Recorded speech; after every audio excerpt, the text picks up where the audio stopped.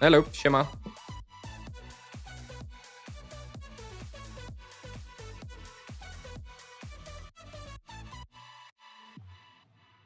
Hello, Pasig. All right.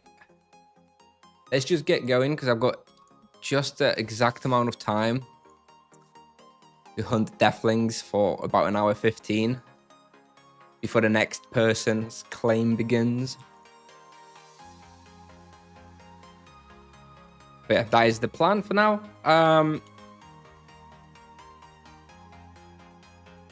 Just a bit of Deathlings. I did roll the prey for free this morning, so kind of using that up. And afterwards, I'm not sure what we're going to do because I don't have that much stamina. I have just over 40 hours. So I'll run that down for the next hour 15 because that's how much boost I'll have. And then we'll have to see what we do. Maybe I'll go on my low-level monk on Kusnier, maybe. Hello. Hello, Spaghetti. Hello, Gains. Dzień dobry, dzień dobry. 97 fist. That's quite reasonable now. That is quite reasonable. I only have 100 without loyalty, 105 with loyalty. Do you use Focus Serenity or Focus Harmony? So Focus Serenity I use as a get out of jail free card in a way. If I get trapped, if I feel like I've done too big of a pull, then I use Focus Serenity every 10 minutes to like get out of a difficult box. Focus Harmony I only use if I'm running the Virtue of Harmony and the Spiritual Outburst wheel. When I run those together, then I use Focus Harmony as well. But if you don't have Spiritual Outburst wheel, you don't really have anything to use with Focus Harmony, right? All right, let's go. In 15 minutes, I need to pop another boost, just in case I forget. Do remind me if I forget. I do want to have that boost for the stamina that I have. Oklahoma. Hi, good morning. Good morning.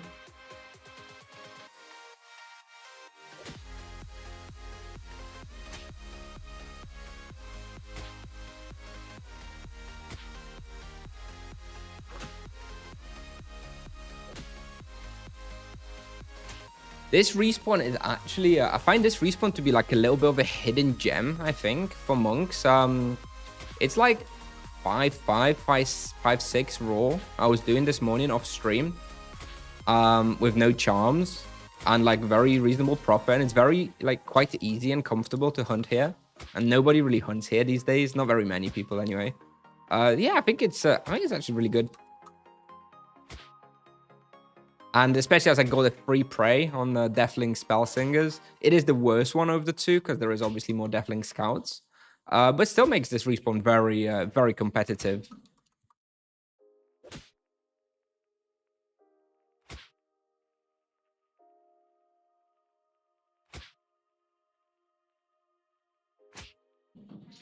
Is Spotify playing something? It looks like it's quiet. Let me have a look. Okay, I think it's just starting a new song.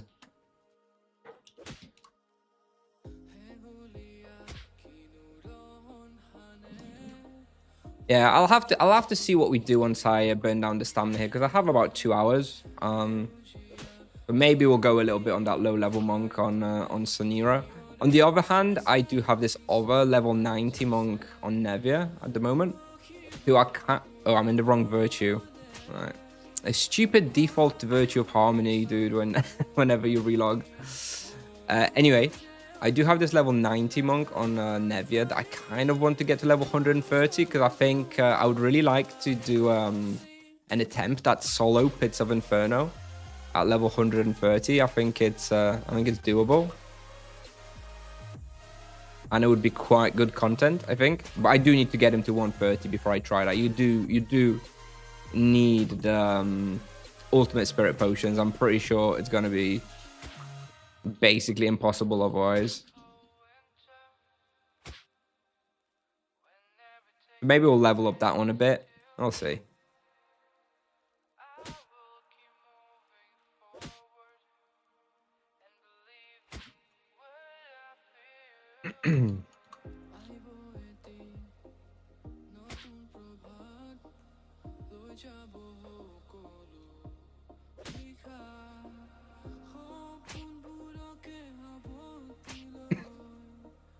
Still no teasers, eh?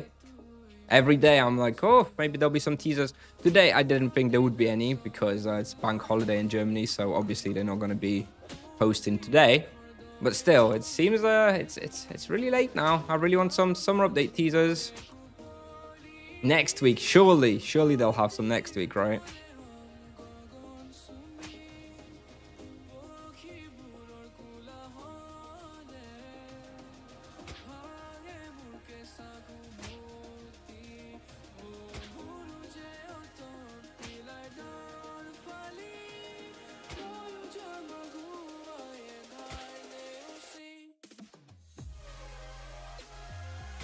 And by the way, I'm not collecting heavy tridents here, so the profit will be a little bit lower.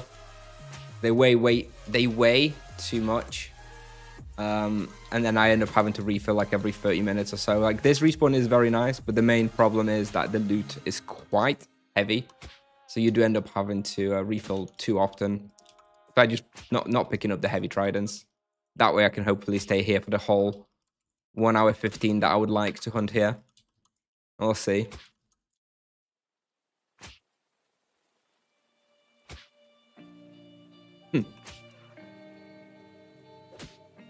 I think this is going to be one of those zero supply hunts. Maybe once I get the Sanguine Claw level 600, I think I can definitely come here and you do a no supply run. Assuming that the monk is still playable by then. And that is still probably a couple months away for me.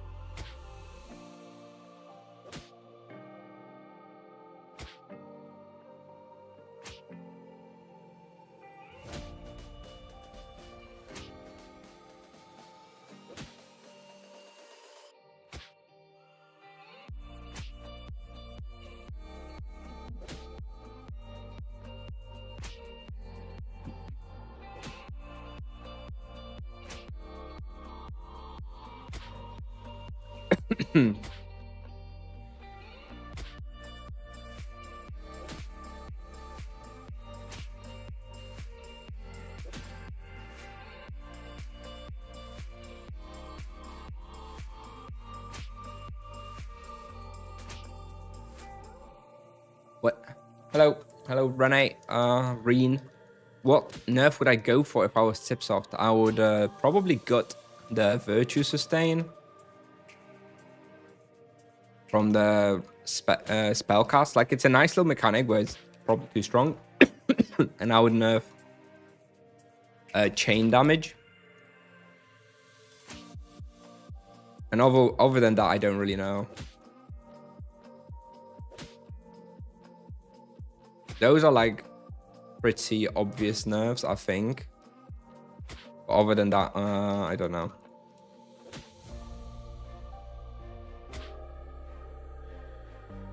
What profit would you consider top tier in solo Tibia? Well, that very much depends on the level range, right? Absolute top tier, you know, on the high end is like 4kk per hour, something like that. But that is, you know, obviously just level dependent. Do you mean like for like this level range that I'm playing now, or what? Or do you mean genuinely like level 2000?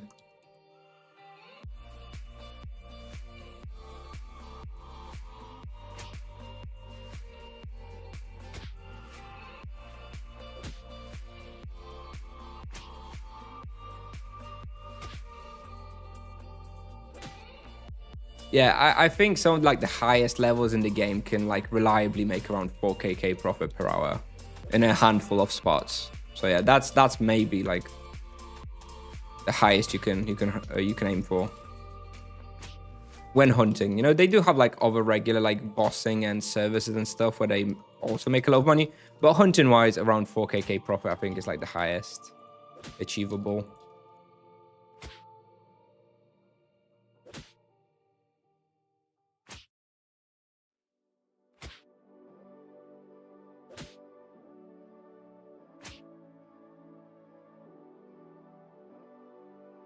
Hello, Spa. Hello. I've been holding on to my Prime sub just for you, but I've not been able to catch you past couple of days.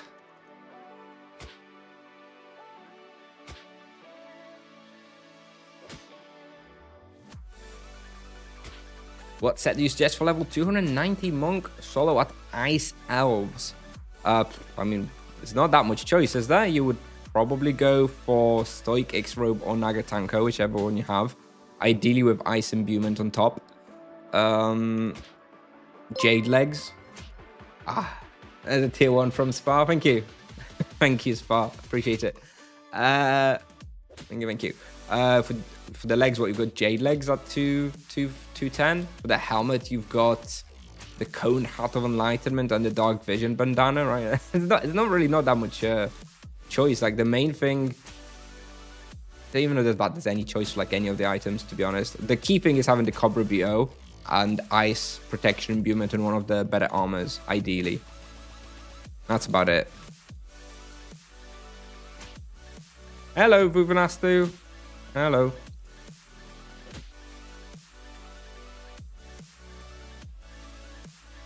Yeah, so Wealth Duplex isn't... I don't think Wealth Duplex is priced around solo characters, though, for solo making profit. Like, Wealth Duplex is priced around, like, level 2k Paladins, hunting in a team hunt, and winning all the monsters in, like, endgame hunts, actually making, you know, making them drop a lot more money. But then that is split across, like, 4 players and stuff. So that's why Wealth Duplexes are so expensive.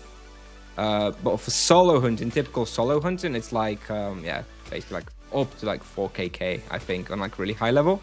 The other use of duplex items that people use it for like rare bosses, right? So you've got like some rare boss that drops like an item for like 100k or something.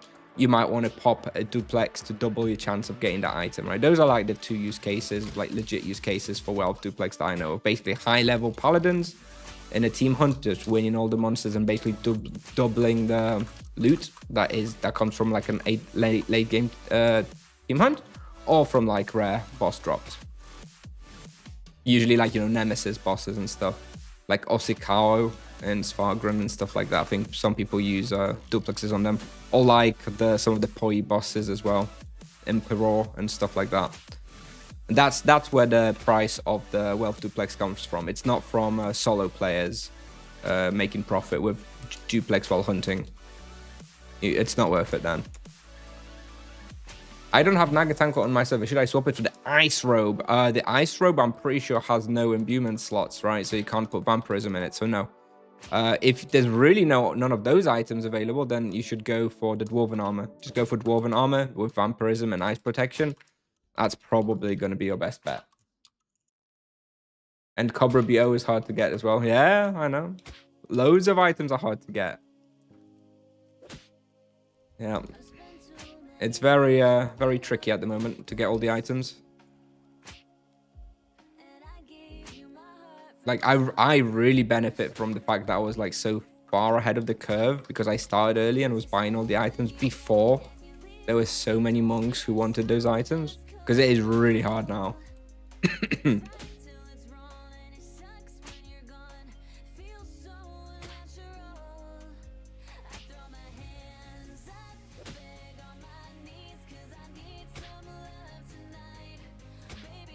Duplex doesn't work on us account on any other reward bag. Oh, does it not? Yeah, you're right. It doesn't work on bags, right? Anything that doesn't drop from a bag. I'm not much of a boss hunter, clearly, as you can see. Yeah, it's just the ones that drop like normal items, right? I think Pits of Inferno bosses just drop like normal items, right? So So maybe those. I know people do use their wealth duplex on like some bosses like that, but I don't really know which ones exactly. Sorry, but there are some use cases there. But the risk of not dealing the most damage out of a party would be too great. Well, that's, you know, they've tested it, and the paladins do win majority of the monsters. Of course, they're not going to win everything, right? You know, the mages, if they get like some massive UE crits, fatal and stuff, of course, you know, the paladins don't win everything. But if like a party is making 15kk loot per hour, you know, the duplex theoretically has a potential upside of 15kk per hour. So even if the paladin doesn't win everything, it's still worth, you know. I don't know what the price of duplex is like right now. I think it's like 8kk, something like that, ballpark.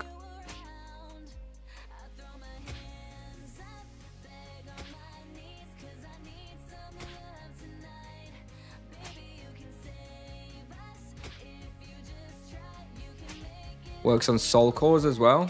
Okay, so if you're going fiendish hunting, maybe a consideration. When will they nerf this vocation? What's wrong with it? This is a perfectly reasonable hunt. Oh, boost to run out. Let me get that up. All right. What's wrong with this?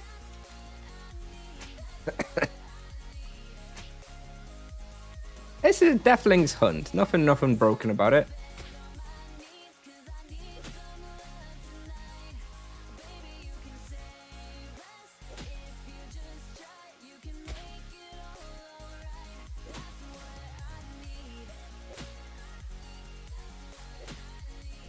$3 to $3.5. Oh, so even cheaper then. So even yeah, so almost certainly, you know, in late game team hunts, it makes sense for like the strongest vocation to just pop it and like double the loot they get. Definitely worth it. I mean, they use it, right? I know Mazarin uses his wealth duplex when he's hunting, so clearly must be economically viable. They're not just burning money for the fun of it.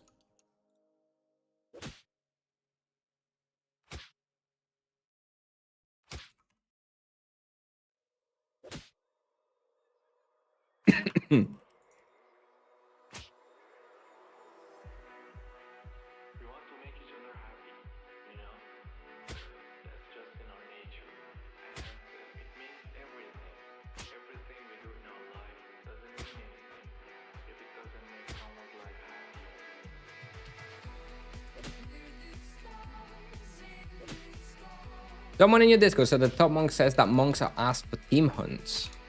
Did someone say that? I'm not reading everything in there, as that Discord has grown massively over the past year or so. You know, a year ago I would have read every single message in the Discord, but nowadays it's a little bit too much. I don't know. I think it very much depends on the spot and level range you're talking about. You know, for low levels or like level 0 to 500, well, 50 to 500, monks are very good in the team hunt. They do way more damage than everybody else. But yeah, once you start looking at like, you know, way higher level hunts, then, you know, they do fall off. Especially if you do like all these sort of type running hunts, where the monk doesn't have like an AoE targeted attack like, you know, a rune or a diamond arrow. They kind of have to chase the monsters around and use the targeted abilities and waves, so it's kind of hard to output damage. Yeah, it's not going to be such a team hunt powerhouse on higher levels, for sure. It's still fine though, I think. Still has insane damage. Just kind of hard to land it sometimes, I suppose. Maybe a skill issue. Yeah, maybe. Don't know. I don't know who the top monk is. I don't know if what his skill level is. Problem in solo duplex is cap. Yeah, I guess you run out of cap in under an hour.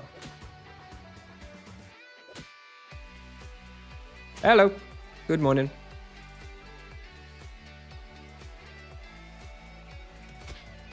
Why in this part you don't do hurry up? Because I don't need to. It's not very efficient to go up there. The respawn still keeps up. You do the hurry up there if you team hunting or duo hunting, because at that point you need the extra respawn. For solo hunting, you don't need it. And it's just kind of inefficient in the kiting playstyle that the monk does. Because if you hurry up, then you kind of have to kill everything before you hurry up, and then you hurry down, and then you don't have any monsters on you and stuff, and you kind of just losing time, not attacking. So I don't think it's efficient to be doing a hurry up unless you're in a duo and you're massively overkilling the respawn.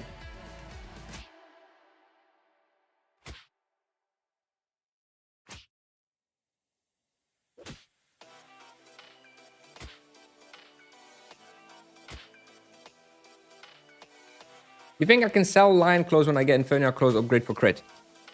Yeah, I think so. I think once you've got the Infernal Claws, you're probably not going to use your Lion Claw again. I know I wouldn't.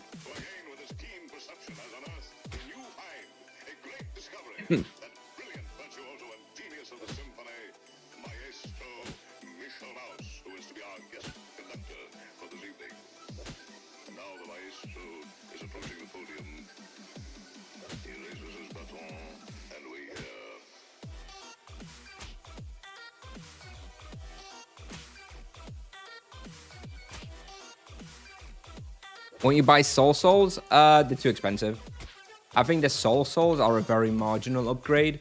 The Soul Souls only really make sense to really prioritize as an upgrade if you're hunting Ice Library. So if you're a team hunter, you want to go Ice Lib and you want that extra ice protection from the Soul Souls, by all means, go for it. And that's what they are priced around at the moment, I think. But to me, as a solo play, I'm not going to be going Ice Library. The only place where I would benefit from this ice protection is Winter Court.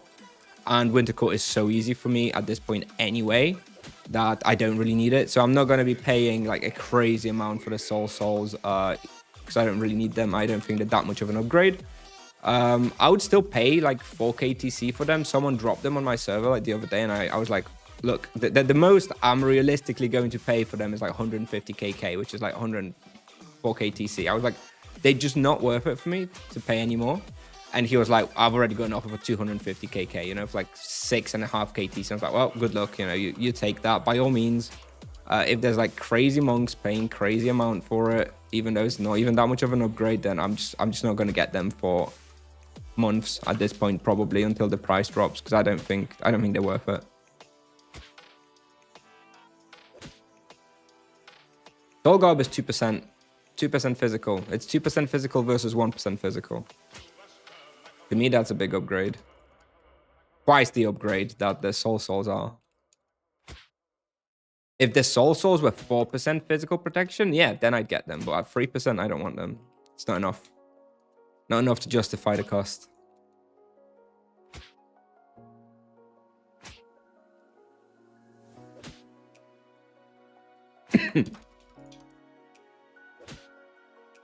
Because it's really the physical protection that you're looking for in those upgrades. And yeah, basically, yeah, the Soul Garb is 2%, Soul Souls are 1%. So it's like twice as much of an upgrade, right? Even though, you know, in numerical terms, it's just 1% difference. It's the relative increase is actually much more significant. How does it feel to play Monk compared to RP? I'm asking about defense. Is it similar or is defense more like a mage? Well, the thing is, on the Paladin, you end up boxing a fair amount more.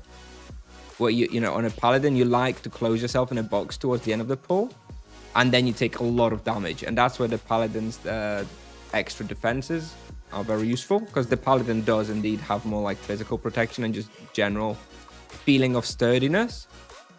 But it's not as necessary for the Monk because you don't generally close yourself in those boxes as much as a Paladin does, so it doesn't really matter. I don't know, I don't feel that squishiness. Like, the main thing I do notice on the Monk, which I play differently compared to the Paladin, is that because my mana pool is much smaller than the Paladin's, I don't use like Energy Ring as much.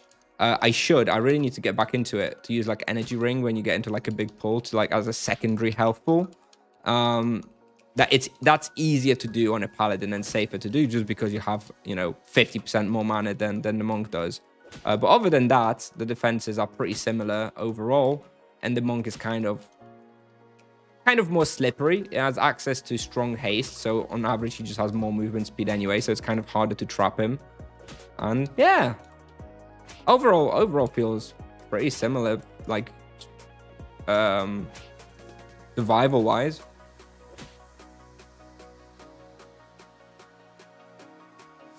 You have 700 ED and wondering what's better for solo. Well, ED is not going to be good for solo. Solo vocations are the EK, the paladin, and now the monk as well. Mages are not solo vocations. I would never play a mage solo, like long term.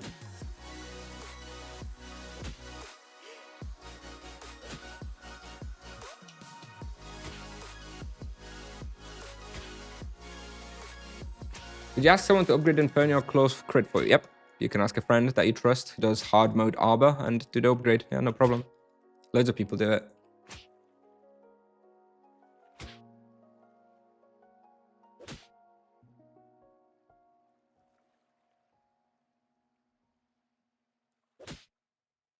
Well, I think we're over 5.8 KK raw there for a second. This is no charms, by the way. I still don't have any charms. I have like 3% animus. No charms.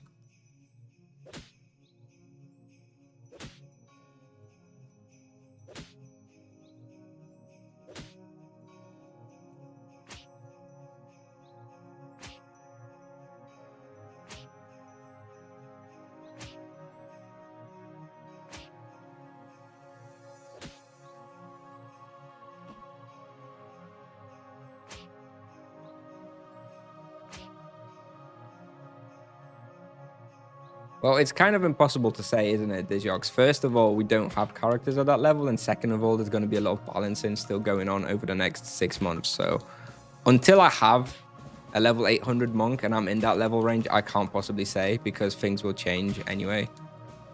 I expect the monk to still be a very strong solo vocation, though, always. Just the kit will always be good for solo vocations. But if you really want a solo vocation, I think the monk will always be fine for that. How strong it will be is impossible to say, because there will be nerfs to the current power level. Have I seen Svar playing solo MS? I have.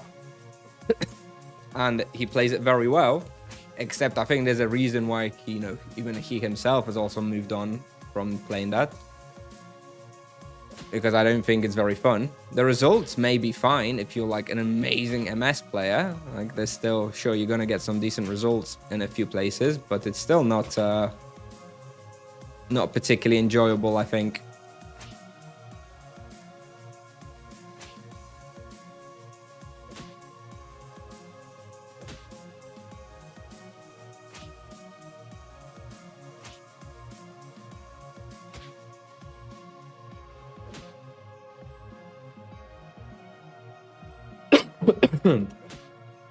Where is everything?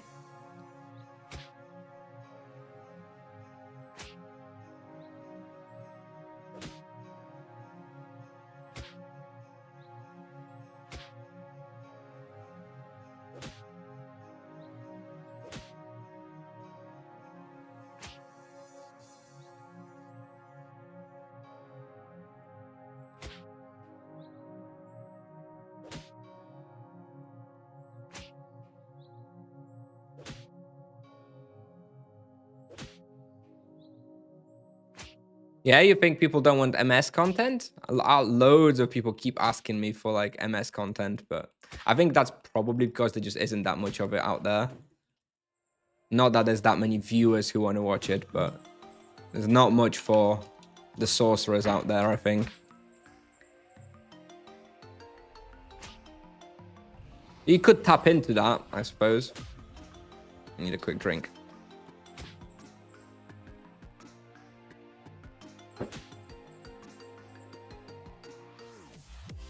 MS content needed, yeah. I think there is a gap for it. I think it's just content creators in general. A lot of them are solo players, not team hunters. It's easier to make that kind of content.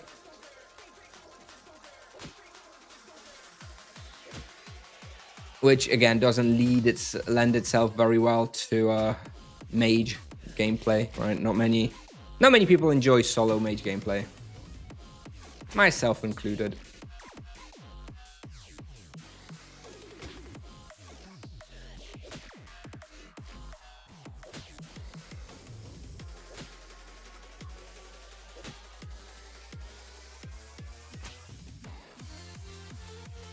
Hey Kusnier, you could do some solo bossing videos with Monk.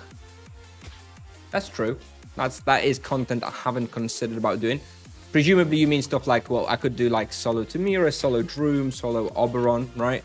I don't think I could solo much more. I don't think I can solo anything harder. Yeah, I suppose I could do like a solo Oberon video.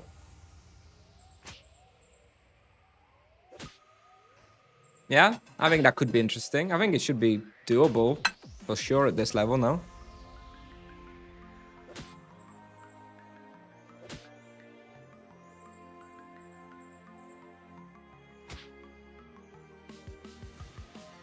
Being on the verge of death is quite exhausting. Yeah. Yep. Yeah, it's like when I hunted Azalon the other day. It's kind of like that, right? You kind of play MS and Druid like this all the time. It's just super intense, and you make one single mistake and goodbye, right? It's not very fun.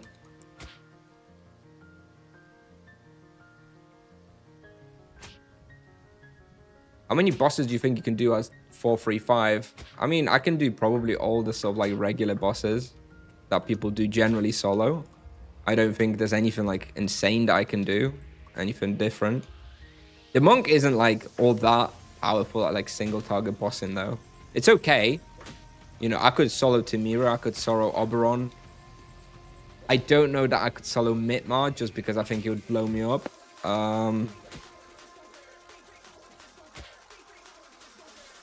Mitmar would be hard. I mean, I only have 5,500 health and he does like 6k explosions.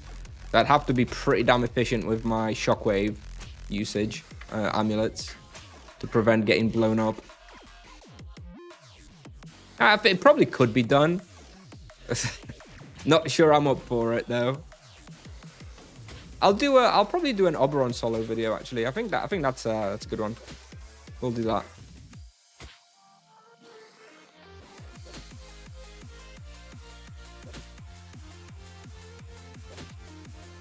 Is there a hockey video for more monks in the near future? Well, glad you asked. I actually did prepare one today. Like I have the like presentation slides ready for me to record it. So yeah, it will be coming.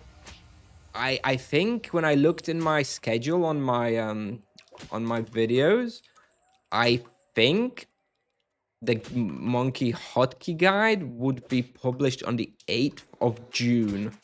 So next Sunday, I think it was. I think when I was looking, I think that's my first sort of available slot for a video. So 8th of June, I would expect we're gonna have the hotkey guide for Monk. Yes.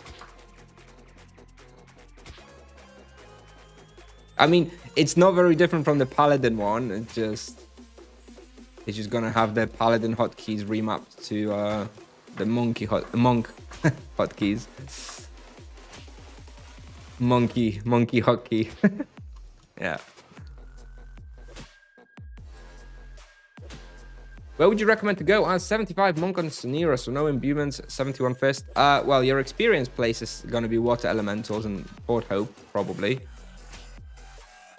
Mother of Scarabs there for ancient scarabs.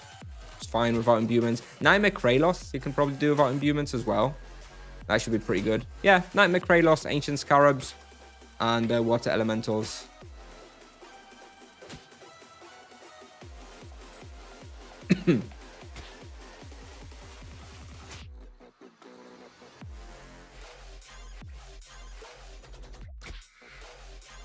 Tamira solo at that level? Yeah, of course. You can do Tamira solo at this level on a Paladin and EK as well. If you know what you're doing. It's not particularly difficult. It just takes a little bit of time. I think I was doing Tamira in like 7 minutes on like my level 500 EK solo. And this one's probably comparable power level. But yeah, I think you could do Tamira solo. It's just kind of no point. Why would you do that? You're going to waste a fair bit. And he's still not going to loot anything, so...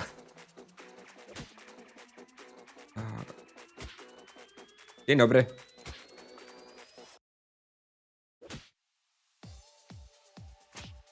All right, I don't remember all the possible spots for all the level ranges. Like, this is why Tibia Pal exists. And just get some ideas in there, please. I don't don't remember everything. You can ask me about specific spots if you want. I'm happy to talk about those, but very open-ended questions. I suggest you just have a look at Tibia Pal, like an initial list of suggestions. How would you pay for this weapons? Prices on the BR servers are crazy, 13k.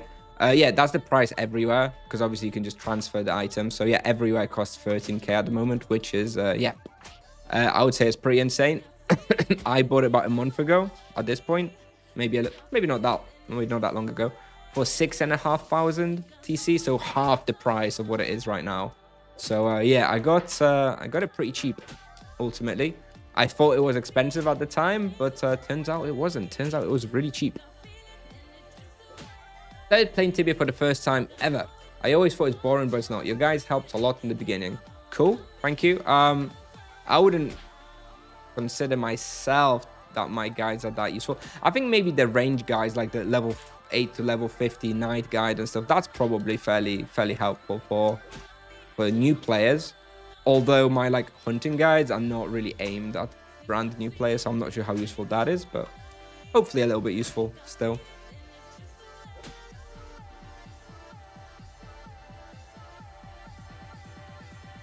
People are willing to overpay, yeah. Good morning from Brazil. Good morning. 230k in supplies. I know, right? Having to use supplies. Oh, so 2024.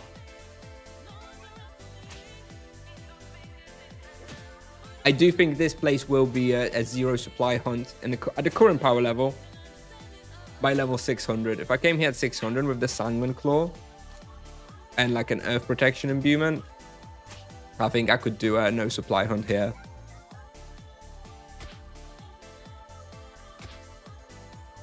So as long as we don't get nerfed too much, in a couple of months, I'll be able to hunt here with no supplies, I think.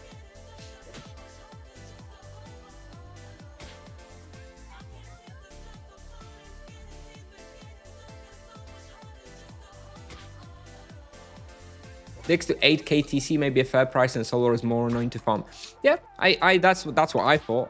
I thought 6 to 8k TC is probably where it's going to settle.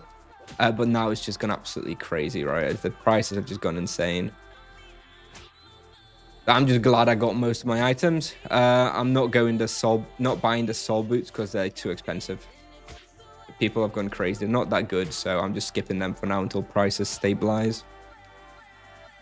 Kusnier, you are very popular among Brazilian players. Everyone here talks about you. Interesting. I wasn't familiar. I wasn't aware I was that popular there. Like, I know I have a fair amount of viewership from Brazil. It's the second biggest country that watches me. I think generally when I look in my like analytics on YouTube and on Twitch, it's usually like 30% Polish people and about 20% Brazilian. So yeah, it's pretty, I guess that is significant. Yeah, cool. Good to know. Have you already purchased the Sanguine Claws? No, I haven't. So the two items I'm still missing is the Sanguine Claws and the Soul Boots. The Soul Boots I'm not prioritizing, like I've just said, and the Sanguine Claw I'm probably going to get soon. Like, I'm looking for offers, but there's just a lot of them. There's a lot of Sanguine Claws available in like the 4k TC range, maybe 3.5 to 4k TC. And it looks like there's not that much demand for them yet. So I'm kind of keeping my eye on them. Maybe I'll probably get one in like a couple of weeks or so. I feel like they may drop a price a little bit. Like, if someone had a Sanguine Claw for 3k TC, I would just buy it today. Otherwise, I'm just kind of waiting and see where the price goes. I don't think they're going to end up being very expensive. Not that many players will end up hitting that level 600, you know? People do get bored mostly before then. I don't expect there to be that much demand for the Sanguine Claw. And, you know, people do farm Rotten Blood a lot, so the items supply is also much higher than like the soul items.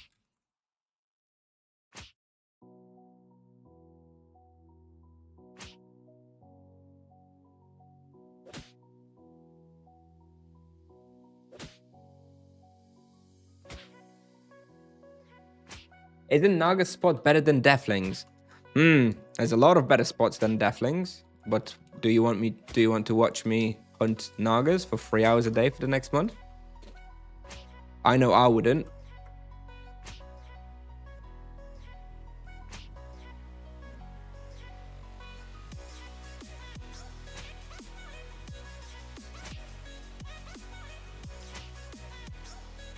HP is what you want in the wheel for basically every vocation. The mana and the Utama in the magic shield is not.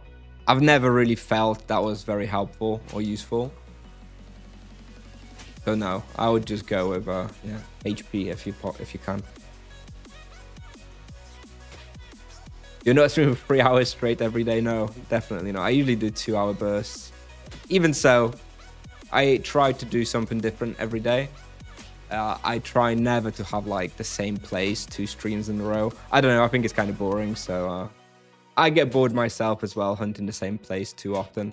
I'm sure once we start reaching like this like level 700, 800 and stuff, and I have all the charm spots done and stuff, then we'll probably settle into like 2 spots or whatever it is, 2 best spots at that level.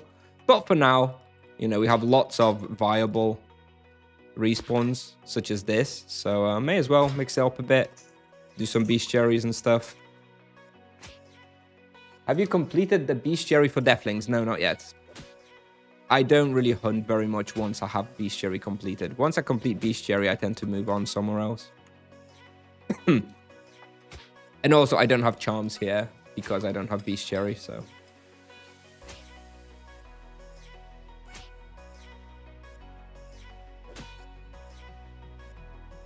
yeah, some people are definitely like that Scorched Archer, and that's fine. A lot of Tibia players play like that. Not for me though. I get way too bored of hunting the same place. I love Beastiary. I always say Beastiary is probably my all-time favorite addition to the game. It's really put a lot of life like into the game for me. A lot of long-term objectives and enjoyment into the game. Without Beastiary, I'd really not enjoy this game anywhere near as much.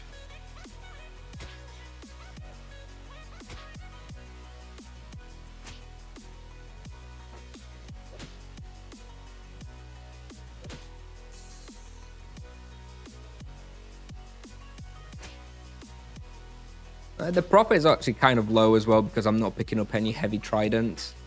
And also I'm streaming, so I'm not super cautious of my potion usage. I think I'm overpotting a little bit.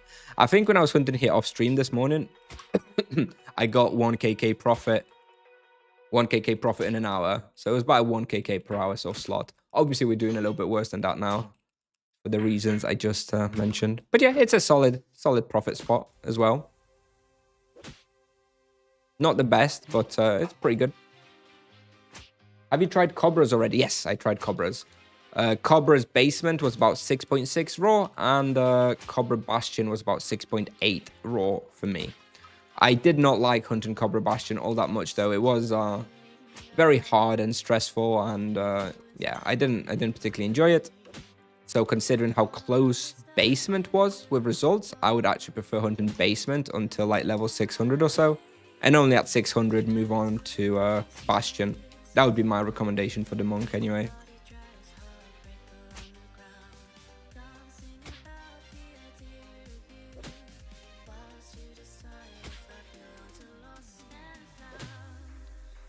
Still using Chain Penance Wheel? Yes. I'm still using the Chain Penance Wheel from level 275, plus like some HP gems and stuff. I still really ought to try the Ascetic with the Chain Penance Wheel. Like, in a place like this, I really should try it. I think it's probably better.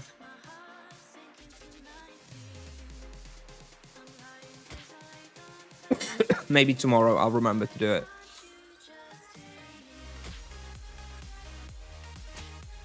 I think Monk is so strong that the only place you should consider hunting for a while is Grimm's. kneecap myself so as not to abuse the power level. I mean, I dread to think how much I would overkill Grim Reapers now with Soul Kamass. It would be an absolute massacre. Can you show us your Wheel of Destiny? It's just Gift of Life with +1 chain penance. Like, it's nothing fancy.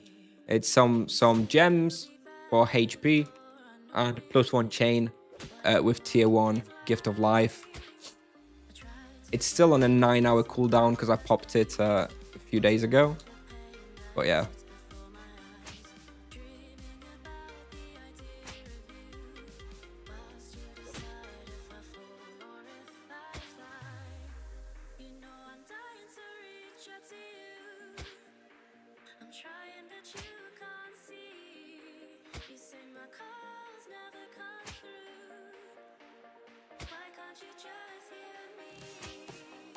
I really like the chain penance wheel. I'm really quite worried for the next set of nerfs. I do think they will probably nerf the damage of chain penance, which is then going to have me rethink all the, you know, if I want to still using Virtue of Justice, if I want to still want to use the +1 chain penance wheel. Annoying, but we'll see. Let's see what the nerfs are, if they happen. You bought Soul for 6k TC. Do you get Tibia coins off of official website, or is there somewhere better to get them? You're always going to be able to get them for cheaper, a little bit cheaper from like resellers. I haven't bought Tibia coins in years. I had loads of. I sold the gear from my Paladin, which was like I don't know how much I had on there. I had I think about 30k TC in the end from my Paladin gear. So I was able to fund the monk fully from my Paladin. And you know, the monk is pretty profitable. Ever since I hit like level 200, I've been making consistent, you know, 1kk-ish profit per hour. That does add up still.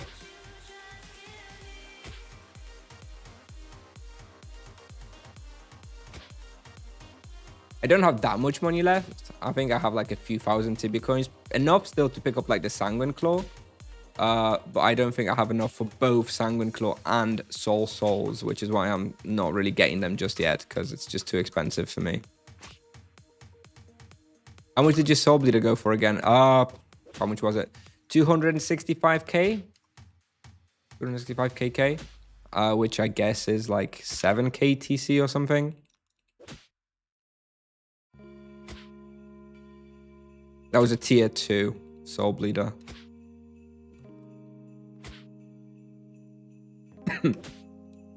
Considering I paid like 14k TC for it like 3 years ago. Feels bad, man. But it is what it is.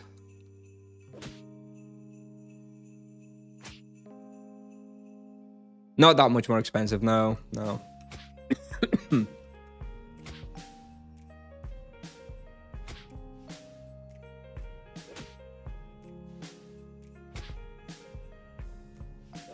Just out of curiosity, would you rather use Gnomish, Cuirass, or Dwarven Armor? That depends on the respawn. Hard respawns, Dwarven Armor. Easy-ish respawns, Cuirass. Like, for example, like Grim Reapers, I used Dwarven Armor until like level 200 or so. And from 200, I switched to Cuirass. You still have your Inferniarch claws. Planning on selling? They're not mine. They're my friends. I do still have them. I haven't sent them back yet because he hasn't got the right level, but they're not mine to sell.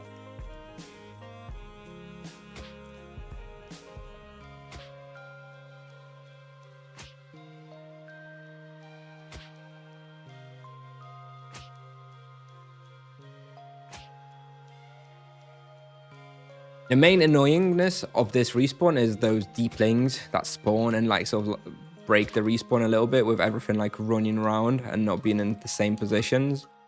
Sometimes that can like have quite an impact on the respawn, the way you run.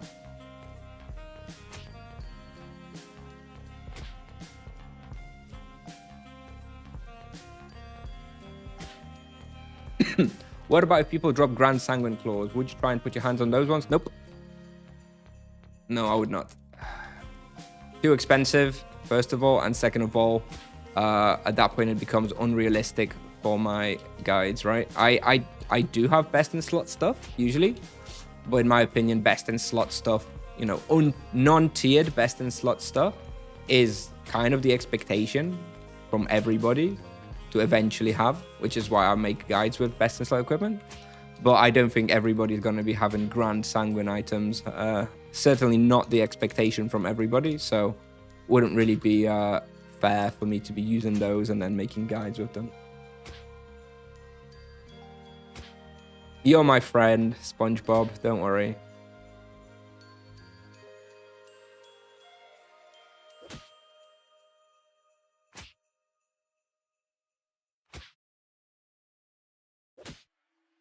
Speaking of SpongeBob, very pog. I don't know what to call you. I'll call you SpongeBob.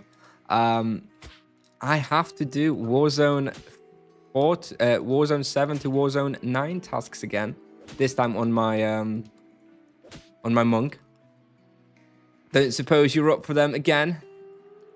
Or anybody on Nevia, maybe, for that matter, is in need of Warzone 7 to 9 tasks or too hot to handle quest. I do kind of need to start thinking about doing those soon because I will want to test Warzone 7 and Warzone 8 at level 500. So yeah, I kind of need to start doing those soon. Yes, you knew it. You read my mind. You read my mind.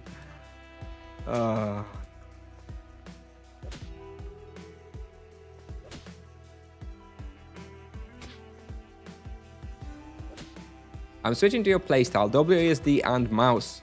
I'm very excited. Do you face any issues I should be aware? Ooh, no? No, nothing really that I can think of. I guess, I don't know if you were using the chat on, chat off functionality before. If you weren't using that, which I guess you maybe weren't if you were using the arrow keys, just make sure to have 2 sets of hotkeys for chat on, chat off, so that if you accidentally press, you know, chat on, that you don't suddenly lose access to all your hotkeys, right?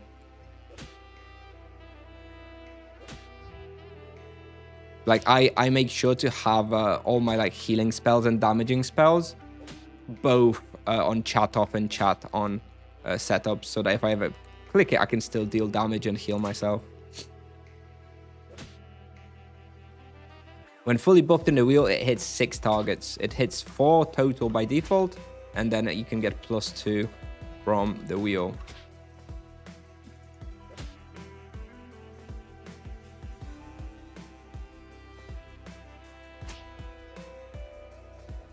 Yeah, water elementals at level 70. You should go back there. I don't think there's anything else better, really. You've listed the best spots.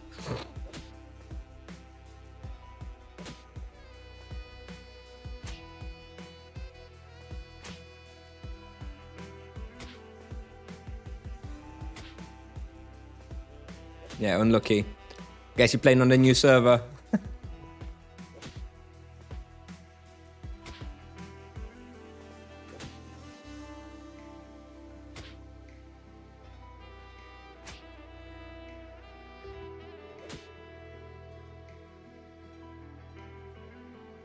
Oh, Nevia. It's all taken on Nevia.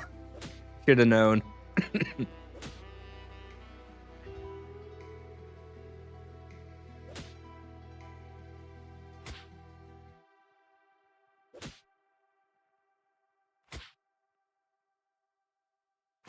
Yeah, Nevia low-level stuff is pretty crowded.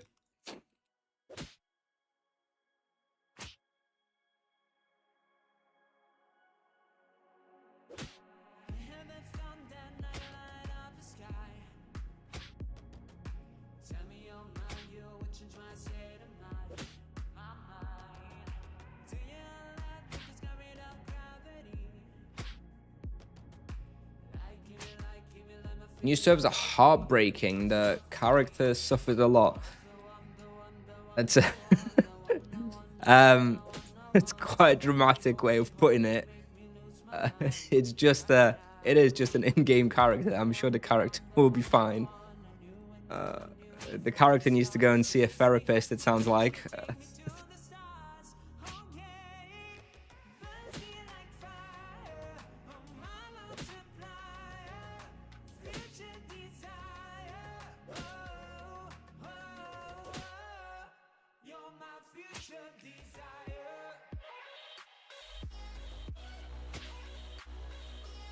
Did you sell Demon Mengu? Hang on a second. Demon Mengu, that was the helmet.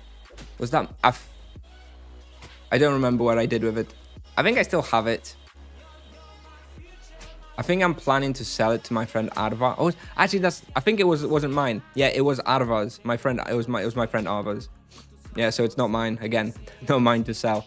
I think the only item that I have kind of like for sale in the future is the mutant hide trousers, the level 300 trousers. They are mine. Obviously, I'm still using them until level 500. And I did say to Arva that I will sell them to him. Although we'll have to agree on the price, because from what I've seen, they're like insane, like 100k at the moment.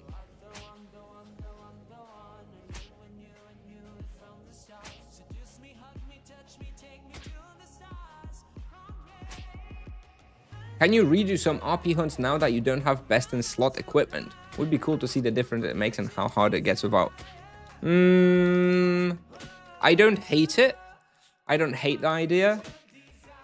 I don't hate that as content. I kind of hate having to do it, if that makes sense. I would not enjoy doing these hunts with no best in slot. I'm very spoiled like that. But I do see where you're coming from with regards to like, you know, that being interesting for the content. So maybe, probably not in any immediate future, because, you know, I'm busy with my monk content. But once that starts winding down and I don't have as many videos to publish, yeah, I suppose we could do something like that. I could go to like, I don't know, so something that I recorded on the monk, on the paladin recently, right? Like some of the hunts I did on the paladin before, like moving on to the monk, was like Roshamel Mines with the Terror Sleeps, I think Upper Rosh, Falcons, and comparing how I do there with, you know, something else, you know, non-best in slot equipment. Yeah, I suppose we could probably do a video like that. But yeah, not just yet. Maybe in a month or two. Maybe after mage content. Oh Jesus. Yes, the mage content. The mage content. Ah. Any day now, any day, the mage content is coming back, boys. Promise.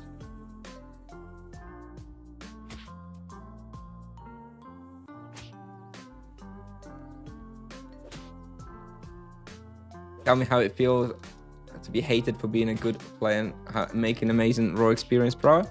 I think, well, I don't feel hated, so I don't actually know how it would feel to be like that. I think people like to complain sometimes and they not to judge by my results, and that's fine. I don't think all that many people seriously hate me for the content, or at least I'm not that exposed to it. Maybe they hating on me in other areas that I don't read or frequent, so I don't really know. I think most people realize that my results can't necessarily be replicated by less experienced players, but that in itself does not mean that the vocation is balanced, assuming you're talking about the monk. You know, this is actually something that always is, it's really stupid, but like, you know, people will say, I've seen this comment a couple of times and like Reddit threads being like, oh yeah, you know, on like when someone says something like me doing something like, you know, a Sura mirror with no supplies or whatever, right? And then there's like a couple of people saying like, yeah, but it's Kusnier, one of the best players. He also has best in slot gear. He has, you know, really good skills and stuff. And it's like, it's irrelevant. The reason it's irrelevant is because I could not do that with any other vocation with best in slot gear and, you know, the same skill level, clearly just me playing it as well.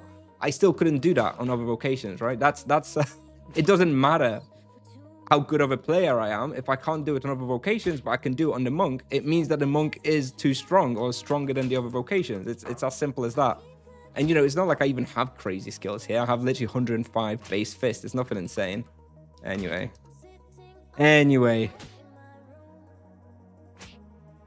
Rant over. Very mini rant, but yeah. It's silly. It's a silly equivalence to make. It's you know, because I cannot do that with other vocations.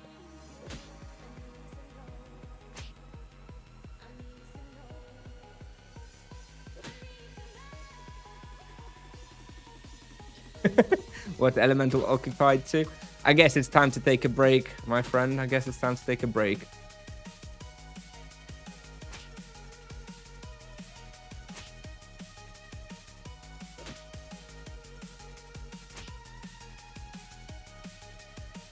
By the way, it's impossible on mages because they rely on runes. Yep, and it's impossible on paladins because they rely on ammunition. So yeah, it is just the monk and the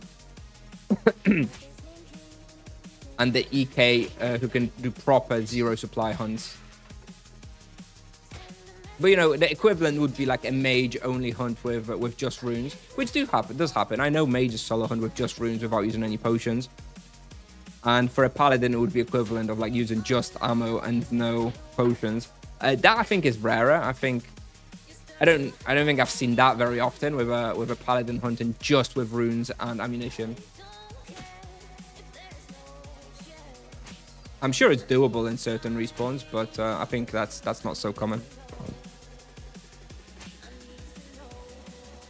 Would you consider monk too strong or other vocations too weak for solo hunts? Ooh, that's a heavy. Well, that's a tricky question, loaded question, let's say, because I don't know if you've been watching Lee Ragnarsson. That's kind of. I'll kind of repeat what he says, because he is like a known hater of team hunts. And I too think that team hunts are a little bit overtuned. I do believe that team hunts have to be better because there needs to be a reward for the coordination and scheduling and the effort that goes into team hunting.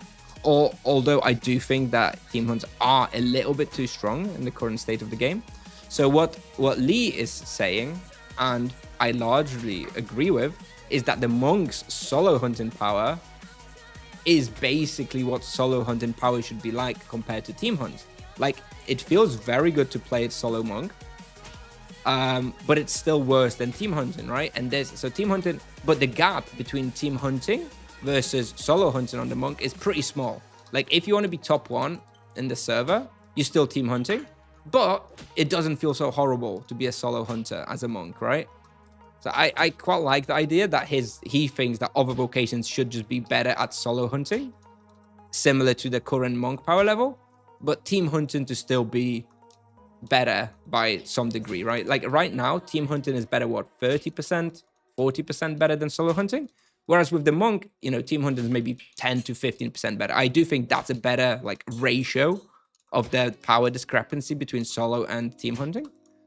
And yeah, I like that. The only problem with that idea overall is that to make other vocations stronger at solo hunting, it's pretty hard to do that without also making them stronger for team hunting, at which point you're kind of defeating the objective, right? So yeah, I think my ideal outcome from this whole monk thing is for Tipsoft to find a way to increase the power level of solo hunting of other vocations to match that of the monk, but leave team hunting largely unaffected. Now, I don't have faith in Tipsoft to do that. I do think that it will just nerf the monk and solo hunting will be as it always was. But, you know, we can dream.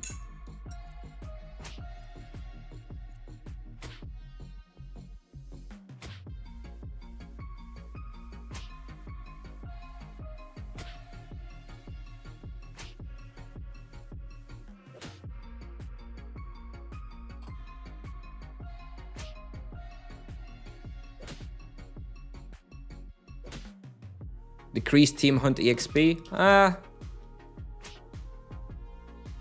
Yeah, I think that's not.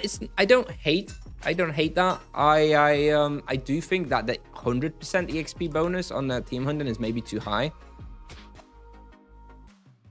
If they nerf that, you know, from 100% to like 50, 60, I think that would solve the imbalance a fair bit, and team hunting would probably still be best.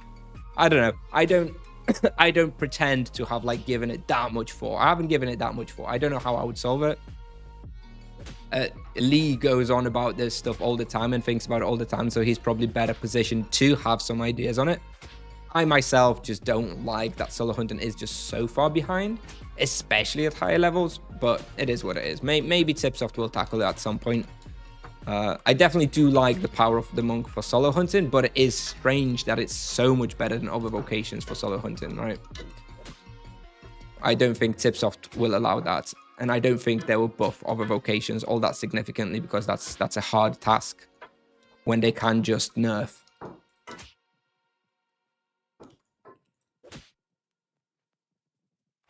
Have you heard the rumor that you secretly teamed up with Tipsoft, hunting about any supply shops? They nerfed the monk.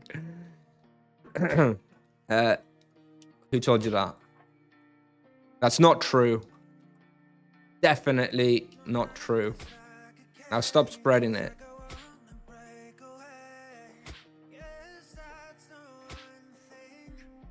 Combat stance affects auto attacks but not offensive spells on the monk. Correct? Yes, that's correct. So if you go into hunt like specters on the monk, you should be in like defensive mode, because your auto attacks don't do shit anyway.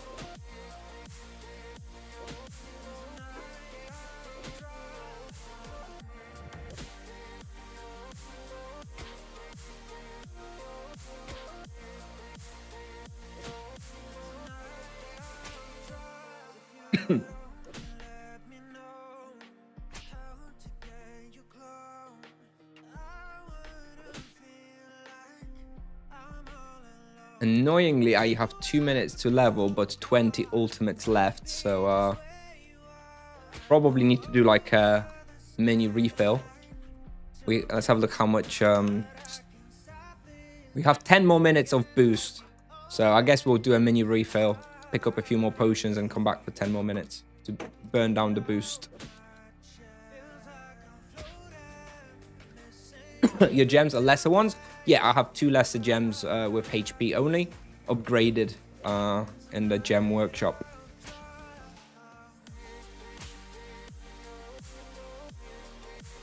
New videos for monk in the 150 to 200 range? There won't be anything more in the 150 to 200 range. I'm pretty sure I've recorded everything for that already. There's going to be more 200 plus stuff. There's a bunch more coming for that, but I don't think there's anything else in the 150 to 200 range. From the top of my head, I think I've done it all.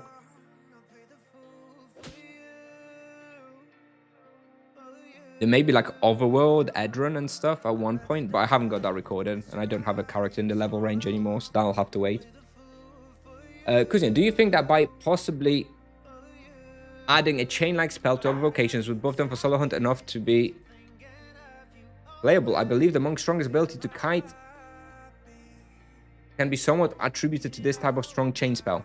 Yes, I agree with you. I agree that that is the reason why the monk is so strong with the kiting, and also helps that this chain ability is also like the strongest ability and does a lot of damage. Will they add that to every other vocation? I don't think so. Seems kind of I don't know. Seems you done at Deathlings? No. I'm going back for 10 more minutes.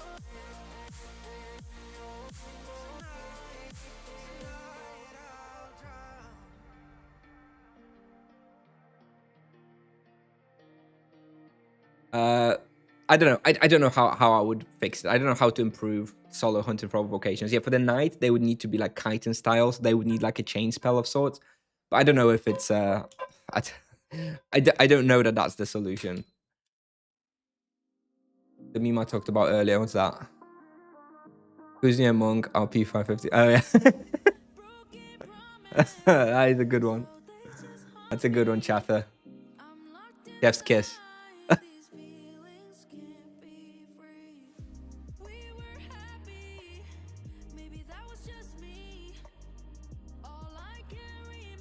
Hey, I've watched your guide for walls as EK. I'm level 276. I'm doing 2728. Question is if kiting is essential to get better results. Yes, kiting is basically essential on every vocation, including the EK. Except it's a different type of kiting.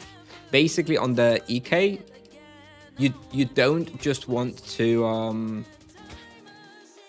what you don't want to do is you don't want to just run in a box, kill everything off whilst being stationary, and then just like map click to the next box, do another pull there. Like, you need to be always doing damage at all times, which means you always want to have some monsters on you. So basically, when you have like 3-4 monsters left over in the box, is when you start running to the next box and kiting in a way and attacking stuff as you go. That's like the optimal way to play, and without that, yeah, you will never reach my numbers. Like, ultimately, experience per hour is a function of damage you deal per hour, and if you hunt in a way that you're not dealing damage for, say, 10 seconds between one box and the next, then you are giving up a lot of possible experience.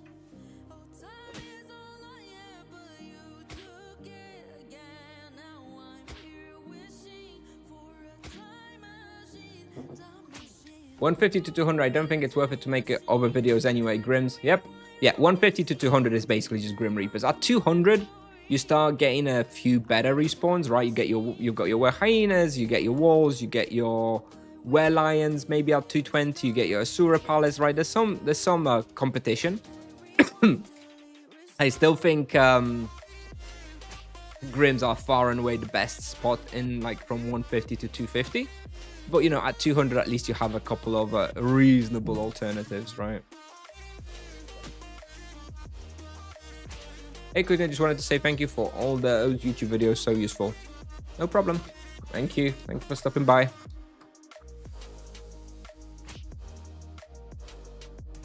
Speaking as a mage, I'd be happy already if they remove the 4-second cooldown after the UE. Yep, horrible. Absolutely feels horrible. You know, they should balance. They should balance it with the cooldown duration, not the 4-second global CD. Just remove, you know, add some cooldown to the spell if you want. Like, is it what, like 40 seconds now? Hell, just make it 60 seconds instead, right? But don't do that 4-second global cooldown. Like, that's horrible. It just feels so bad. They had that on the Annihilation spell on the EK as well, and it always just felt so terrible to use. But yeah, that's not a good balancing mechanic, in my opinion. Which two imbuements would you put on a weapon for a high-level EK? Probably Mana and Crit as well. I was a big fan of Vampirism and Crit back in the day, but I think it kind of came from me being a fairly elitist around the fact that my mana management was so good that I was able to give up that void and just go Vampirism and Crit. But now with time and age, I've come to prefer, I think, just the ease of having that second void in the weapon. Even if technically you could argue it's not as maybe efficient, although it's probably still more efficient money-wise. So yeah, generally speaking, my recommendation and what I do now is to just go for Crit and Void and 2-slot weapons on both Monks and EKs.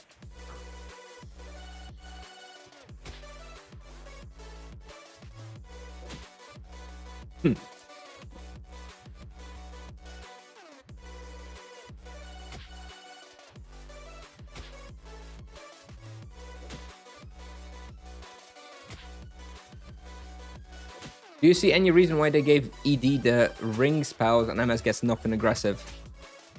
They hate MS, clearly. No other reason. I don't know, dude.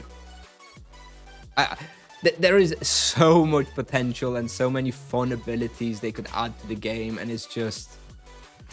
Honestly, like, if you really think about it, like, the gameplay of, like, most of the vocations hasn't changed in like a decade plus. Like, hell, like, you go back, you know, I don't know, 18 years ago, still not that freaking different, right? Like an MS, 15 years ago still had, the fire wave, the energy wave. They didn't have the greater fire wave, admittedly, but wow, okay, well, there's a slightly bigger fire wave now. They still had the UE, they still had the runes that they... How the hell is it so similar for so long? Just add some freaking different abilities to choose from. Like, it's not that difficult to add more spells, but they just lazy with balancing. They don't want to have to balance more spells. They're like, well, every vocation gets like 3 spells. Oh shit, I rerolled my prey accidentally. Now I have a loot prey. Damn it. Well, that sucks. I didn't want that. I got too carried away. They gave mages ones. Yeah, very exciting.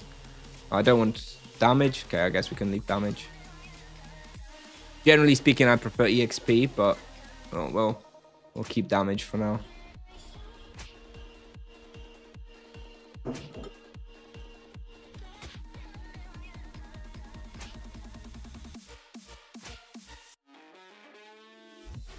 I don't know. I really like the game overall. But I really find Sipsoft extremely uninspired with the things that they add to the game. Like the game, for being so old and having so much content and so many years of content, it really ultimately is not that different than it was 20 years ago, which is not a good thing in my opinion. Like that, obviously they've made it easier and faster and stuff, but not that different. Like, the spells largely are the same. EKs have been casting Ixori and Ixori Grand for so damn long, dude.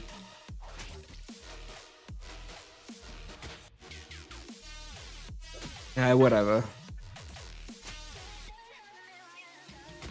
Oh, looks like we're out of stamina now. So we'll finish this lap. We'll finish this lap and we'll think about what we're gonna do next.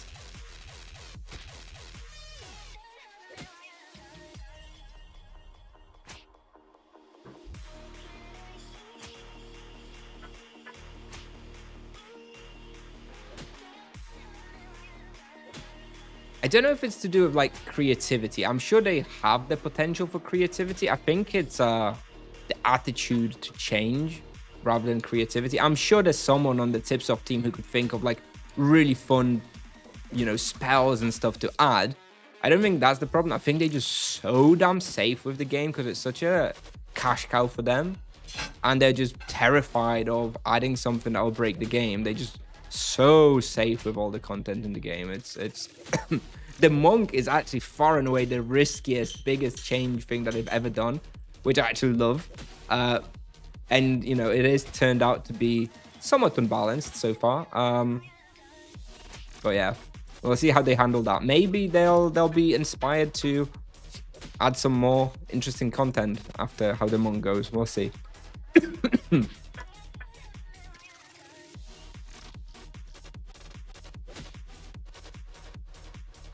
Yeah, well, I don't know. I think they are scared of breaking the game.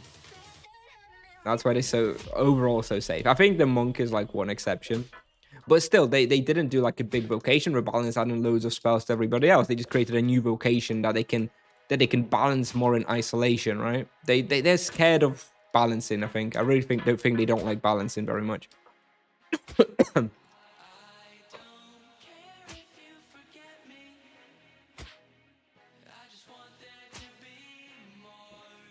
I think it's the outrage that players always give them, like whenever there's like a nerf to like the character and stuff.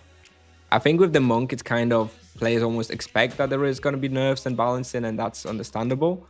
But like people really don't like their 20-year-old characters to be nerfed. I think that's a big part of the problem. All right, off you go, boys. Sorry about the cough.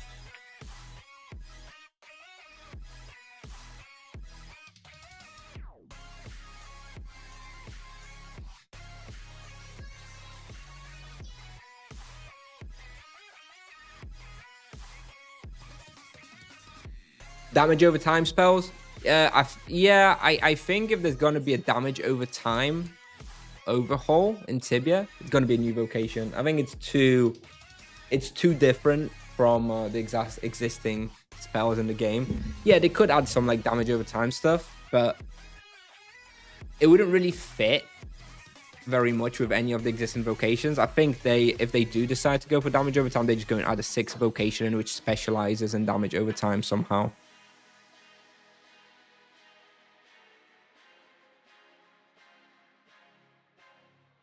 I think I roll it. I think I don't want to go here again for a little while. How are we doing here? 1500 and 800. Still a fair bit.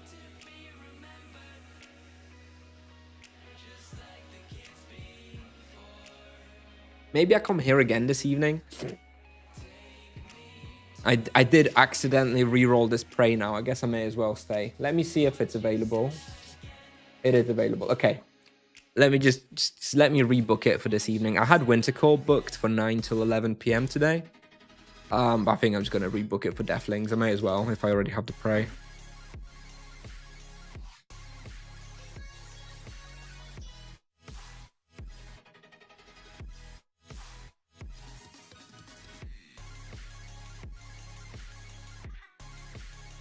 All right.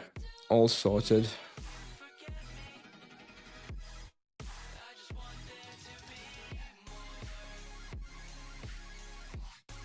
I heard they're planning some changes, and maybe with what they take from the monk, they can be more inspired for more changes. Well, fingers crossed. We'll see. Buff MS or no? Yes, buff MS. Rework MS. He's just too... MS really likes an identity, in my opinion. Monk is strong, but you use the best equipment in the game, actually. Every profession with best equipment can hunt like a god. Oh, what a shit take, dude. It's so stupid. It's literally what I've been talking about earlier on the stream. No, not every vocation you can hunt like a god at this level with best in slot equipment. Give me a paladin at level 430 with the same skills and best in slot items, and I can do nothing like this. Same for every other vocation. Like, you're delusional if you truly believe that. It's not true. It's it's not true. On average, you're not going to be doing as well as the monk is doing. Like, it's not true, okay? Yes, best in slot is nice and it helps every vocation, but no, it is not. It is not just as strong. Damage over time vocation would be so good at kite farming. I don't really know how it would work in Tibia, to be honest. It'd be fun.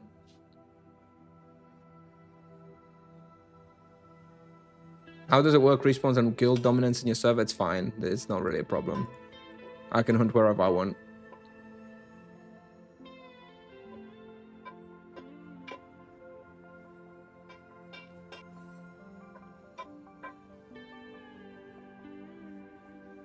Magic level versus Fist, a second imbue and helmet. I go for Fist. I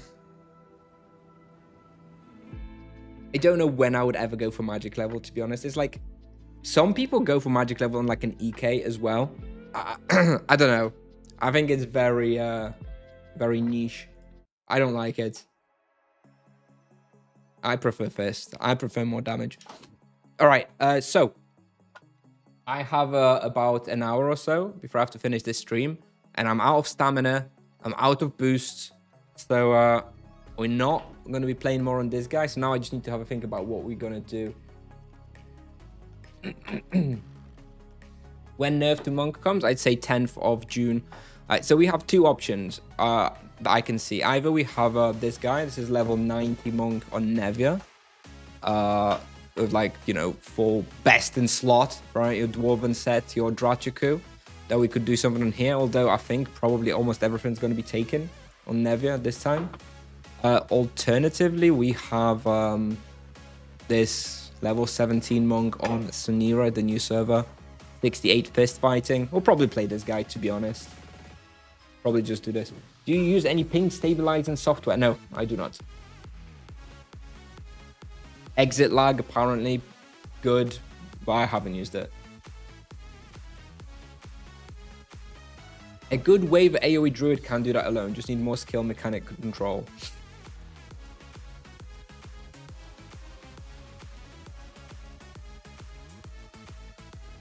I don't know, dude. Don't know.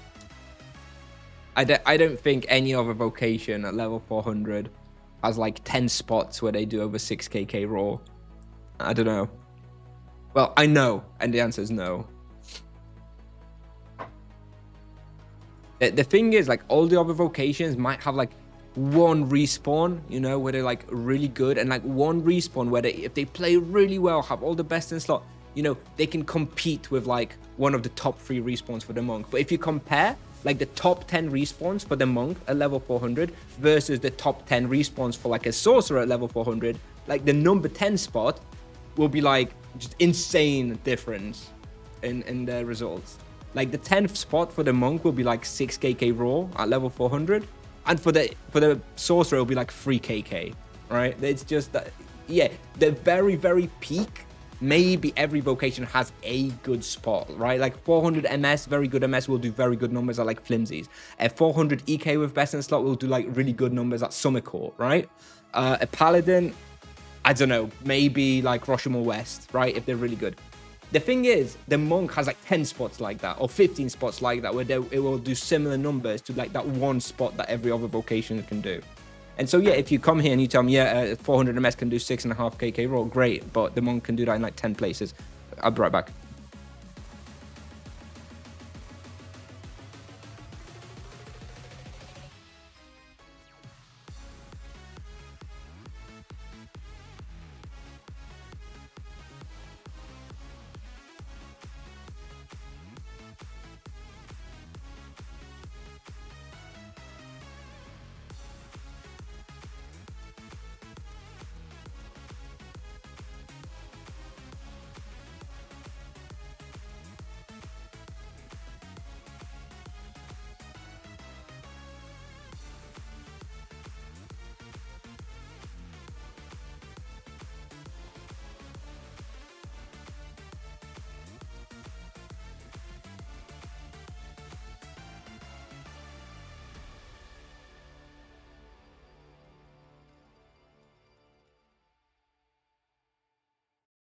Last question from me: nerf paladin or not because of double charm proc? Yeah, I think a nerf is coming for the paladins eventually with the double charm proc. It's very unbalanced and very unique to the vocation. I don't think Tipsoft likes it. I would not be surprised to see the double charm proc removed from the game in the next 12 months. All right, so here is my so this is, I guess, what we're going to do now. Like I said, I'm out of stamina on my main monk, so we're going to switch to this one, I guess. Let's have a look. What do we have here? We have Corums, 7 out of 10 loot prey. Am I strong enough to go to Corums? I don't think so. I think I probably need level 18. I need that stronger, what is it? Fender, the Greater Tiger Clash. So I think what we're gonna do is we're maybe just gonna go to Port Hope, and we're gonna get level 18 at Tarantulas, and then go to Corums. How much are stealth rings? Expensive. In the Russia, in the Minotaur Tower, that's the stealth ring quest, right? In the Mummy, do you get a stealth ring there, if I remember correctly? I may want to go get one. You get a stealth ring there, don't you? It will kill RP then? Well, they're going to rebalance it somehow. I think they're not going in the Minotaur. Yeah, okay. So that's where we're going to go first then. We're going to go pick up a stealth ring. Then we're going to get level 18. And then we're probably going to go Corums and Port Hope or Venore. Some high quality gameplay incoming.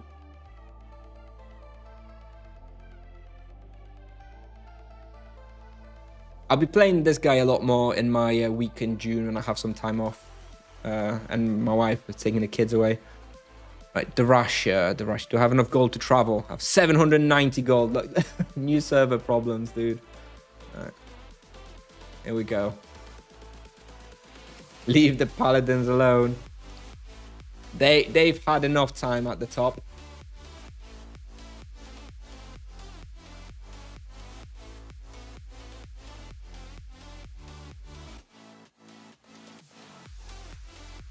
Tibia is the Monk's game now. It's time for us to be the best vocation. Stone Refiners with Stealth Ring is still being popular on low levels. Yes, it's still the best place.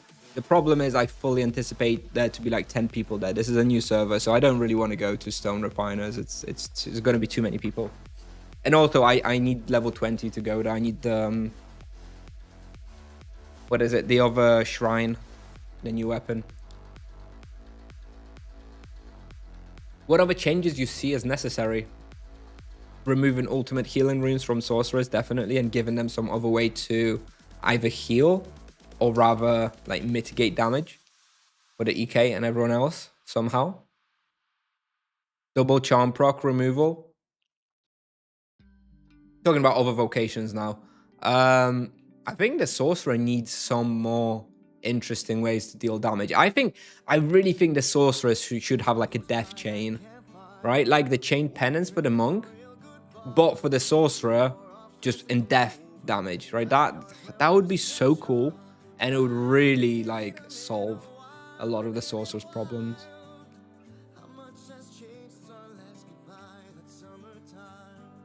For the EK, it'd be nice for the EK to have a way to like hunt in a more kiting style and like do more than 8 monsters per turn, because that really does bottleneck them at like a higher level.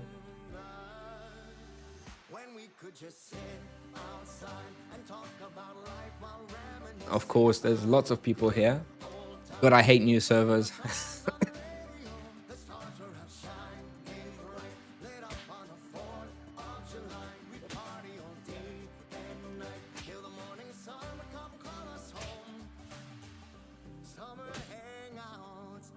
A chain lightning spell makes so much sense.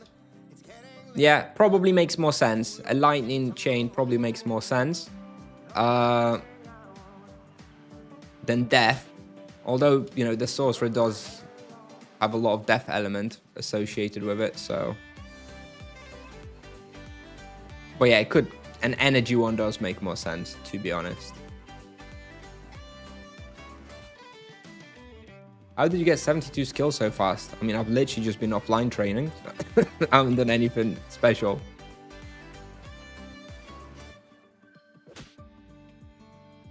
There we go. Where's my stealth ring? It's in here, right? Nice. All right. Let's kill... even in here now.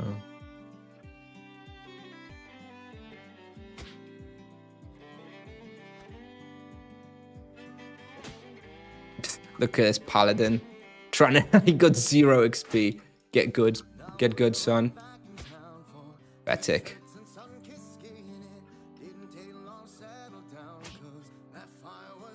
Make room for the monk. Monk coming through. Oh, I picked up a wand of cosmic energy from something. Alright. Okay, you know what, let's pop that. Let's pop this beauty.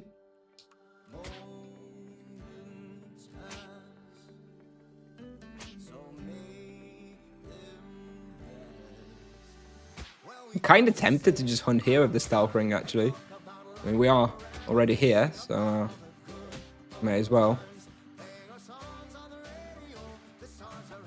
Although I do have the Corin prey. And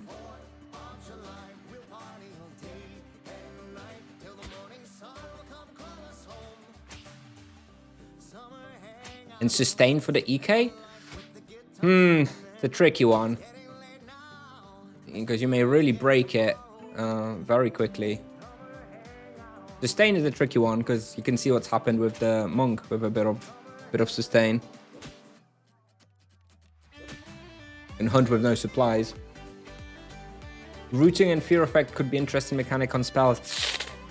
You know, I don't know. It's a hard one to make work, I think, for against monsters. I don't really know how you'd utilize that very effectively. It would be annoying half the time if you're kiting and you root the enemies. I don't know.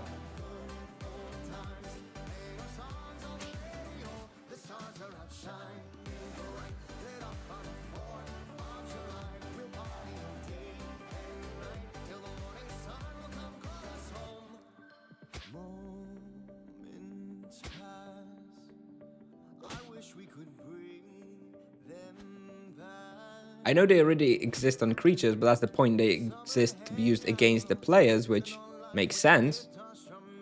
It just feels like it would be very annoying for that to be used by the player on the monsters. I don't really see how it would be beneficial.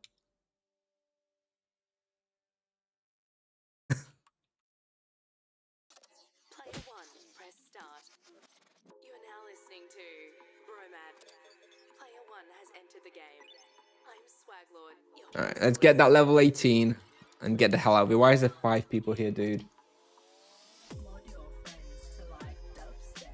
All right, here we go. Level 35. Oh my god. It must be truly desperate for respawns.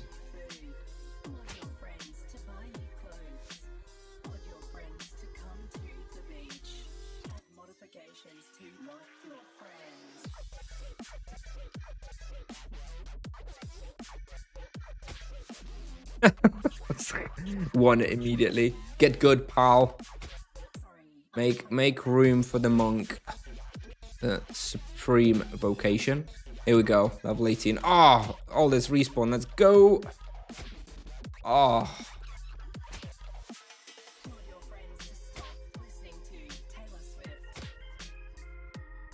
Ah, suckers.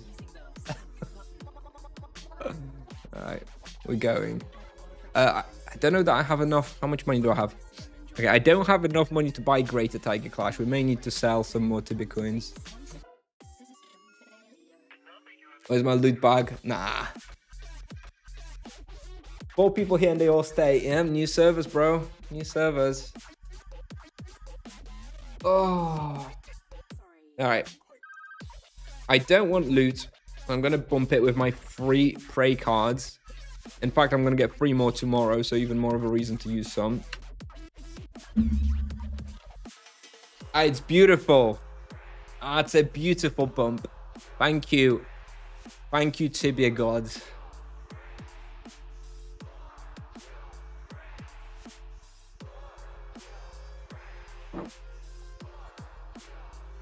Streamer client strikes again. Look at the speed though of this character. It's so slow. I don't even have the haste spell, dude. Oh, it's so slow. Do you think Grimm's with the level 60 weapon is viable on the new server? Yeah, it's viable. Sure. 150 plus. Yeah, sure. Maybe 130 with Death Prey. Like the Drachiku is nice. And it gives you crit, but you only put crit and void in it. So like on the level 60 weapon, you can just put one or the other. It'll be viable. It won't be as good. Someone hunting wasps. Jesus Christ, dude. Oh. Have you made a monk gearing guide? Yeah, I guess so. I mean, I have my like the level range guides, like level 8 to 50, 50 to 90, 90 to 150. In all of those, I do list the equipment you should have in each level.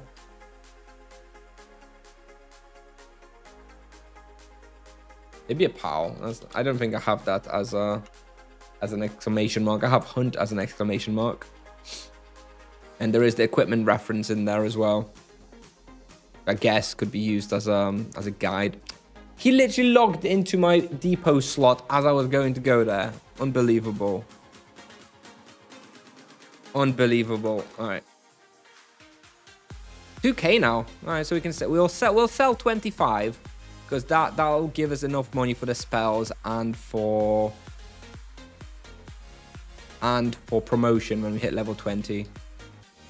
That brings up the total expenditure on this character currently to 31 Tibia coins. I want to make that back at some point. Kind of right in here. There we go. Let's take that.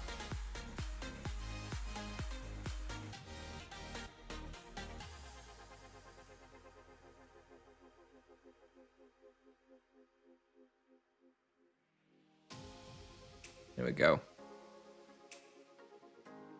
Fuck, I pressed cancel. Oh. I pressed cancel instead of okay. All right. Well, I'm not writing that shit out again.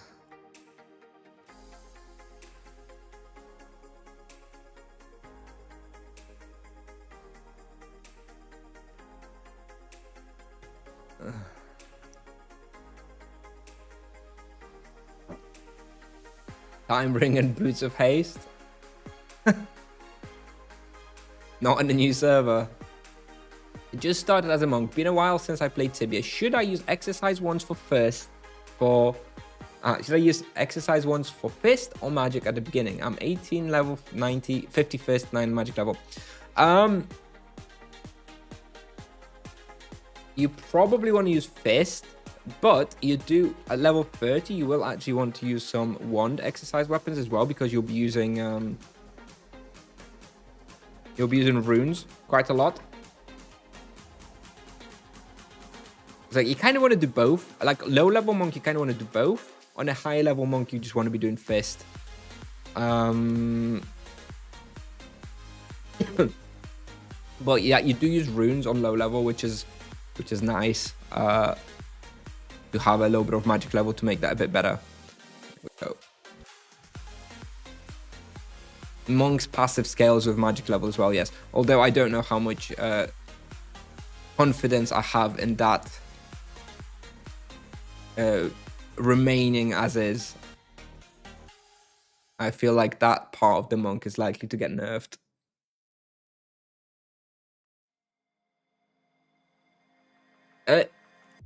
Well, you know, it's kind of different on the monk. Like the magic level is important very early game because you're using runes between the level of 30 to 50 and the rune damage scales with magic level. So you do want to have like 30 magic level by the time you hit level 30. So you do want to use a couple of small exercise ones probably.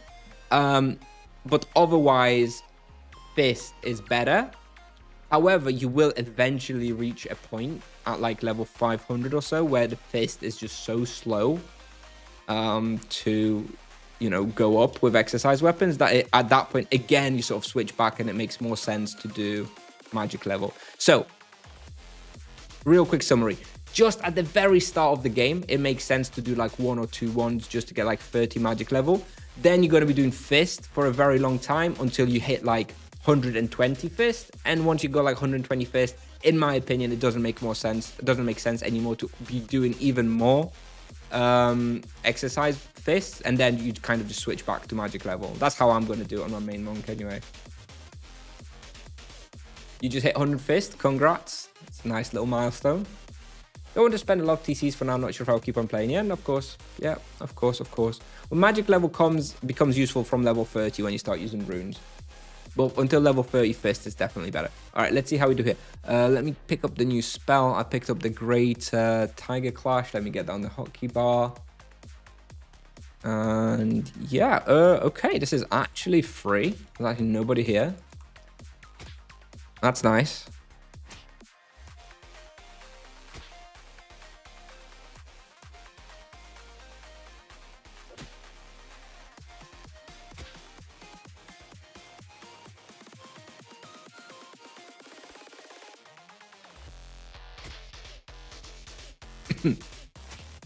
I kind of want level 20.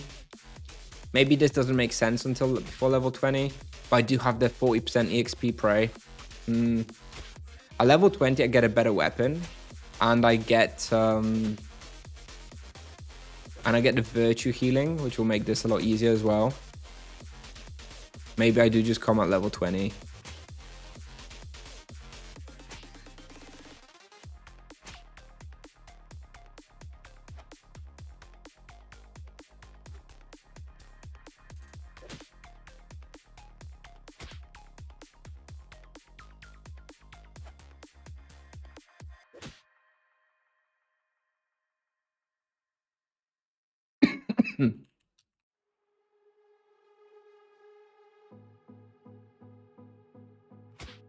Okay, this guy I'm scared of. He can like one-shot me almost.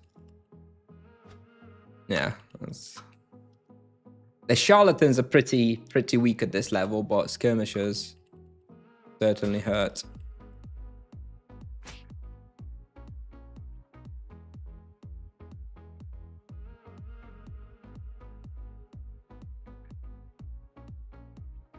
What do you think about Exotic Cave? So Exotic Cave, I don't know. I never really liked that respawn very much because I hate the quest. So I never hunt there very much because I never am of the right level to hunt it when you should hunt it. But Pirates, I think, is a good spot for the monk. The only problem is, I think the level where it's good at, like 175 with the balanced brawl, the weapon that you want is the Bambus Joe, which is kind of hard to get. If you can get Bambus Joe, by all means go to Pirates. I think it's fine, but I think it's kind of hard to get, and the access is just terrible.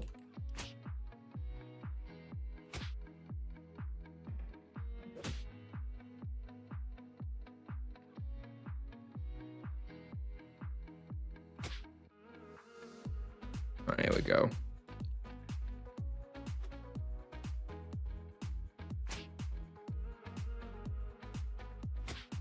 I'm surprised there's nobody here. This place is really quite good.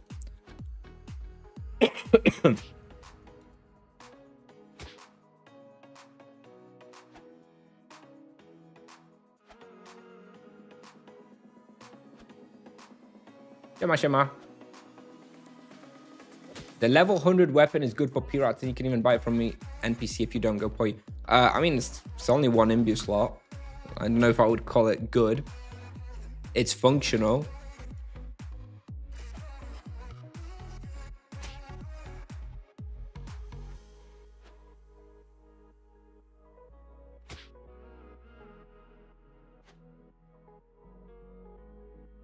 I personally haven't used the level 100 weapon pretty much anywhere. I have to be careful not to run into a Vanguard. I think a Vanguard kills me. Let's see what's up here. Skirmisher. Vanguard. Nope. No, thank you. I just want to hit level 20 and then it's going to become easier.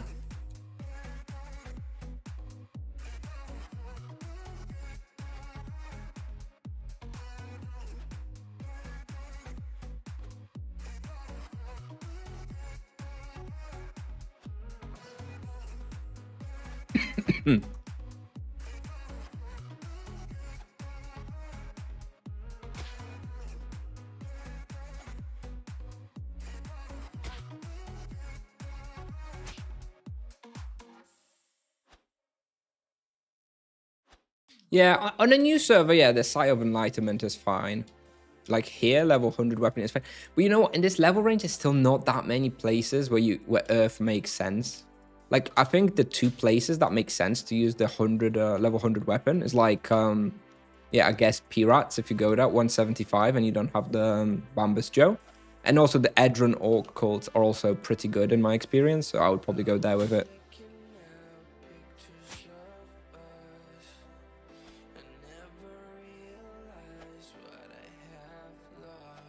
Only one Eldritch Monk weapon was sold in your Varan, was resold 100 KK. Yep.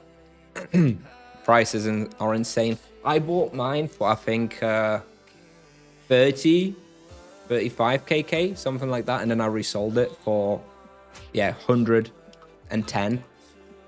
Like a week after. Insane. Yeah, for Spectres, it's good. I suppose if you're going at that level, yeah. Especially on new servers, yeah. I mean, by the time I went Cathedral, I had the Cobra BO. But yeah, I guess if I didn't have that, I'd go with the Sigh of Enlightenment. All right, level 19. We only have 4 minutes left of the stealth ring. God, the micromanagement on a new server is insane.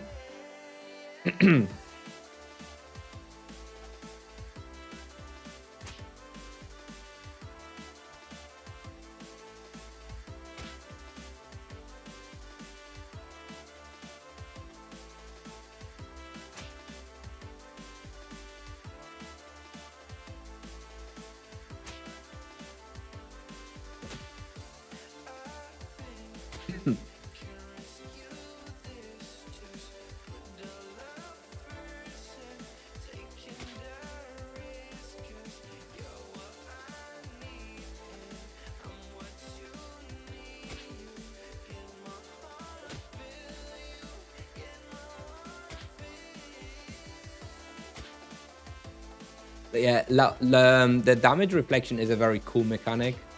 And it actually kind of works in Tibia. In other games like, you know, Path of Exile and Diablo, spawns or damage reflection often doesn't work all that well because the monster HP scaling is just insane. Monsters end up having like millions and millions and millions of health, so the reflection is usually useless. But in Tibia doesn't quite work like that. So yeah, the damage reflection is actually okay. I just kind of wish it wasn't capped at 1% of the maximum health of the monster. I don't know why they felt the need to add that. Be better about it.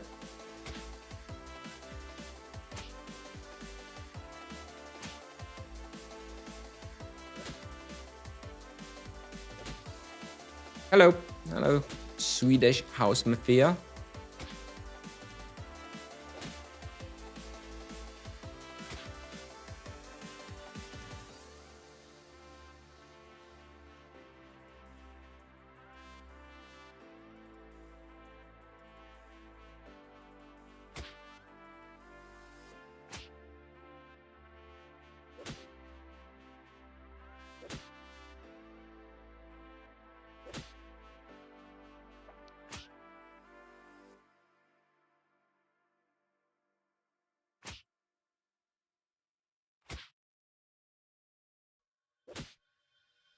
You must be playing very inefficiently then, because the Killer Caimans isn't a particularly mechanically difficult spot. So if you're doing so much worse there, you must just be very slow at the game and inefficient.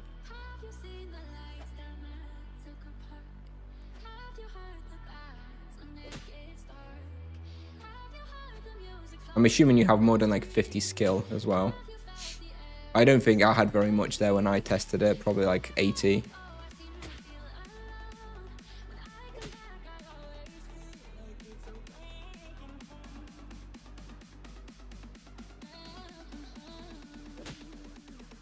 And do you ever have any downtime between when you kill the monster and when you start attacking the next one? Because that's usually the main problem. It's not often the issue of rotation, it's the issue of that downtime between attacking monsters that people tend to have.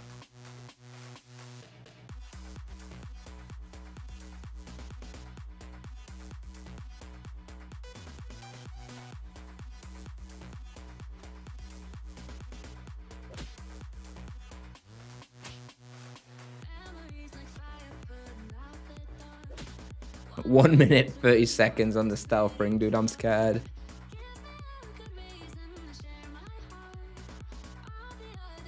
I killed them off, then I moved to the next. Well, I guess that's your problem then. You should be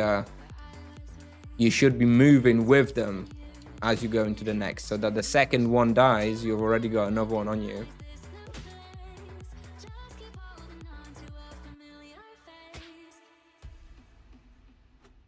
That's going to be the biggest difference then. Got here late. How was Deathlings? Yeah, good. Deathlings was good. I had a prey roll this morning, so I had some EXP there. I can generally do about 5.5 KK raw with no charms at Deathlings at the moment, so I think that's very good, to be honest. Yeah, so we're there, got a couple levels, and now we're back on the low level character on Kusnier. Just progressing that a tiny bit. Want to get level 20 for promotion. Try Lion's Rock? Yeah, Lion's Rock is a good one. Quite popular though, unfortunately. If you're playing on a new server, there'll probably be someone there.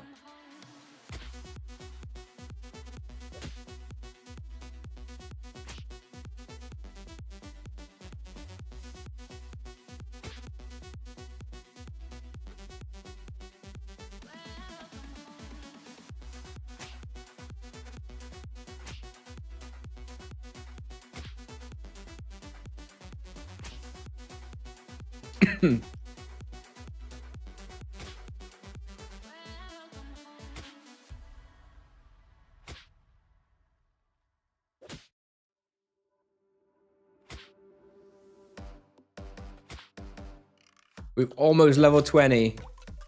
45 seconds on the stealth ring.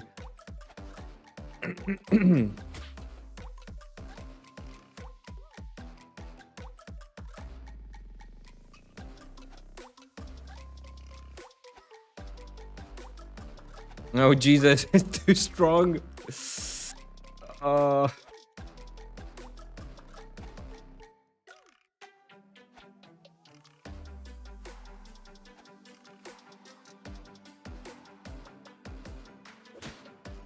Oh, should I stay with Caimans until Beastiary is complete? Not sure I'd worry about it too much. Like, Cayman Beastiary is not that difficult on a higher level. On Rapid, you can quite easily complete it in the Zao Muggy Plains. I wouldn't really worry too much about it. Just at this level, honestly, just go where you can get the best experience.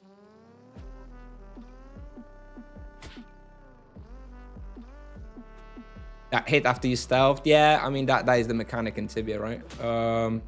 20 seconds on the stealth ring, dude. So screwed. Go on. Kill this guy off. I still need the stealth ring for going up the level. All right. Oh, shit. Nope, not there. Did you get to try Mother of Scarab? It can be hunted like a low-level mage using GFB. Yeah, I'm sure it can. I preferred it. I preferred it on like a level 70 with Chained Penance, and then it was like really good. Of course, you can do it a bit earlier if you want, like a mage style, but I don't know. All right, 7 seconds. Let's kill one off. 3 seconds. All right, here we go. I think we live. That was some peak efficiency of using the stealth ring. Exactly level 20. Very nice. What level is good to go barkless? I think you can do it from 130. Just make sure to have, your prismatic ring and werewolf amulet and stuff. If it's a new server, then probably no prismatic ring, I guess. All right. I'll be right back in a second.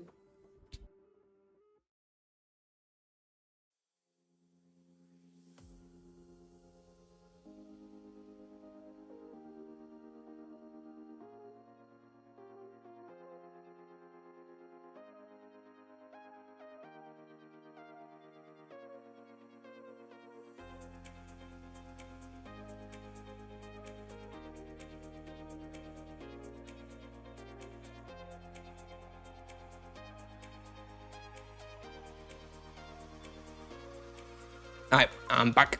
Sorry about that. Just needed to put some food in the oven.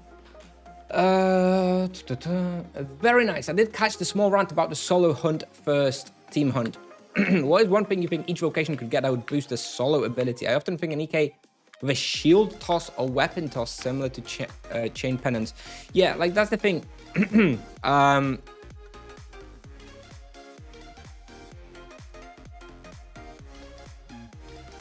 The chain is very good for solo hunting to allow this sort of kite and playstyle. Everybody would benefit from that kind of spell.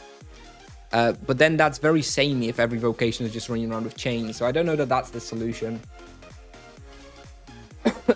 I think if anyone's going to get a chain, it's going to be Sorcerer.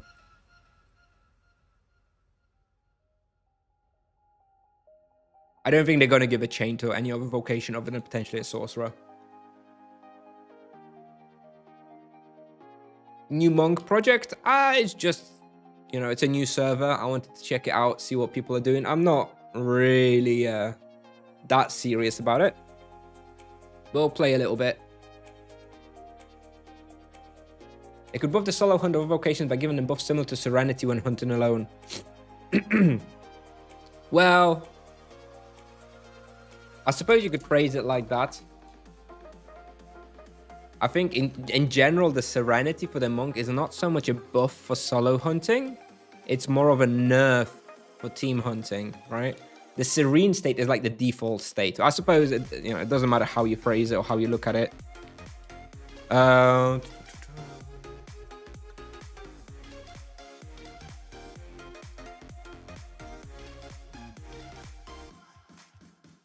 But yeah, I suppose something like that. They could add a Serene state to other vocations where they just buffed if they're in the Serene state, right? I suppose. I suppose they could do that, yeah. That could be very easy. Absolute focus. I think they would just call it Serenity for all of them. I don't know if they will do that, though. I don't know. Actually, I wanted to buy some other spells. Sorry, we're going back there. I forgot.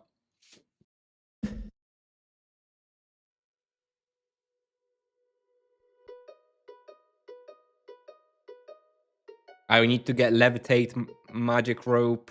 No, I have Magic Rope. I want to get Levitate, Antidote, and Intense Healing as well. What would you do with 3k coins? Keep playing on Kusnier and spend all coins on 2x skill next week, or play on Secura and get a lot more skill for the value of 3k? I wouldn't be playing on Secura. I'm definitely a fan of Green Battle Eye.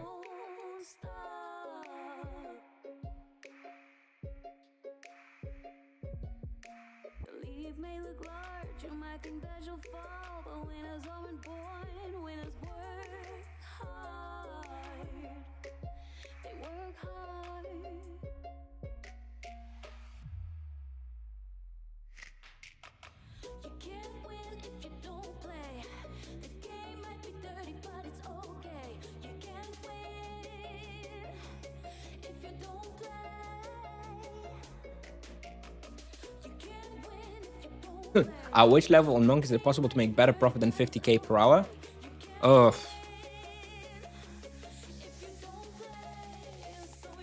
Like 100. Well, I don't know. Like, the first really good profit you start making is like Baby Rosha or like Sunken Quarter. Hello.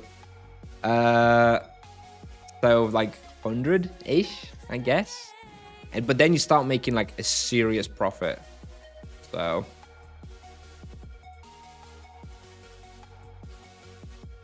Yeah, Green Battle Eye means it was protected with Battle Eye ever since the server was created. So there was never, theoretically, never any bots there. 7-day stream, 24 hours. It would mean I would basically stream. Yeah, I'd have the stream on 24 hours for 7 days. Of course, I would still sleep within it. I definitely wouldn't be awake for 7 days straight. I doubt it's going to happen, but hey, it's there. The option is there. I will have that week, 9th to 16th of June. I have no family at home. My wife is taking the kids away, so I'll have a lot of time to stream and play. Sleep on stream, I couldn't do that, Mimo. I'm one of those people who has a lot of difficulties sleeping. And like the slightest thing outside of like my routine, and I can't fall asleep. Having people watching me sleep on stream, like there is zero chance I could fall asleep while that was going on. I don't know how people do it. Like there's streamers that they'll put their webcam on the bed and they just go to sleep. No way could I do that and not feel like intensely self-conscious and not be able to fall asleep.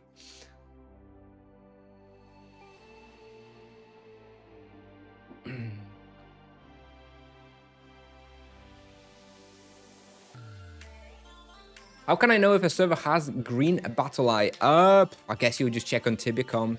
Just find that server on Tibia.com and it says if it's been initially protected by Battle Eye, and it'll have like a little green icon, I believe. Just forget about it, yeah.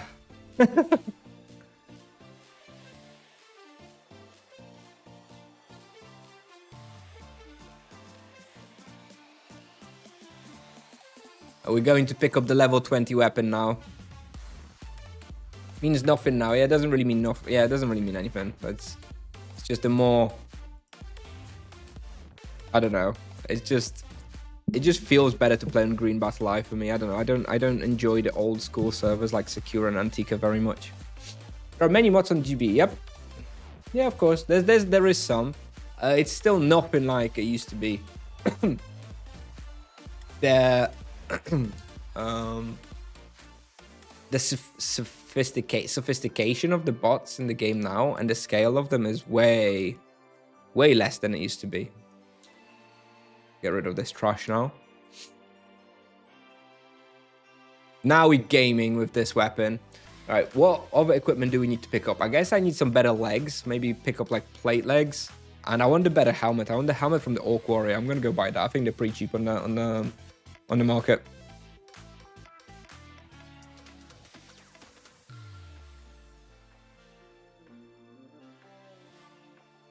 Magic level 34 on my 55 monk, 76 fist. Is runes better for me? Not on your 55. If you're level 55, you just forget about runes. I mean, if you're making 180k on Caimans, then yeah, you can still do more with runes by hunting like Corums and stuff. You can make like 250k by hunting with runes on Corums. But you should be able to do 300, 350k per hour in other respawns at 50 plus without runes by hunting with like Flurry of Blows and your level 50 weapon. In general. Your monk looks weaker than I remember. Yeah, sorry. Had a few deaths from level 400 down.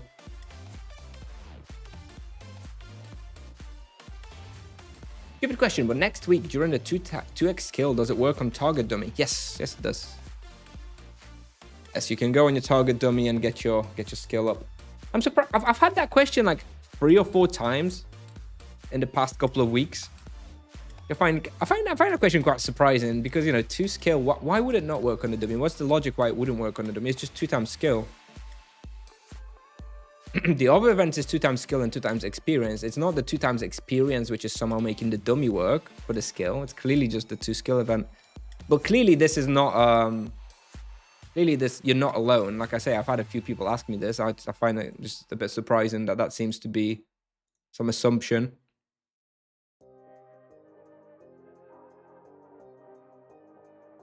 All right, so we're level 20. Oh yeah, I wanted the helmet, right? What is it called? It's bandana something. Light bandana. Here we go. 700 gold. Yeah, we'll take that.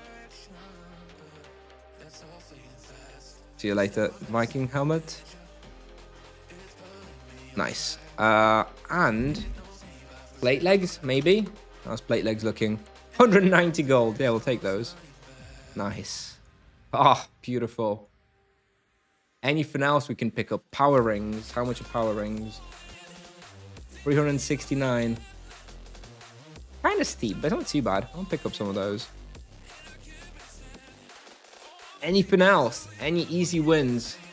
Any other easy wins? The better monk robe. Yeah, maybe. The one that drops from tarantulas, right? This one. How much is it? 169. Yeah, we'll take that. Christ, it's cheap. Holy shit, that's much better. 7 and 9 armor. Well, it's not that much better. It's +1 armor, +2 mantra. But still. Hey up, Galenia.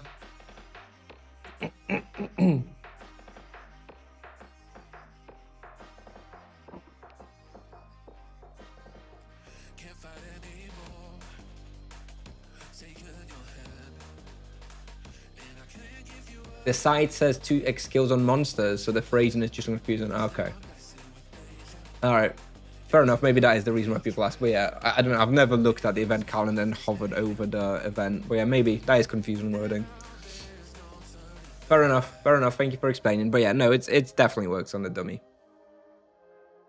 Is it 1 day? Only 1 day? No, it's 3 days. It's from Friday server save until Monday server save.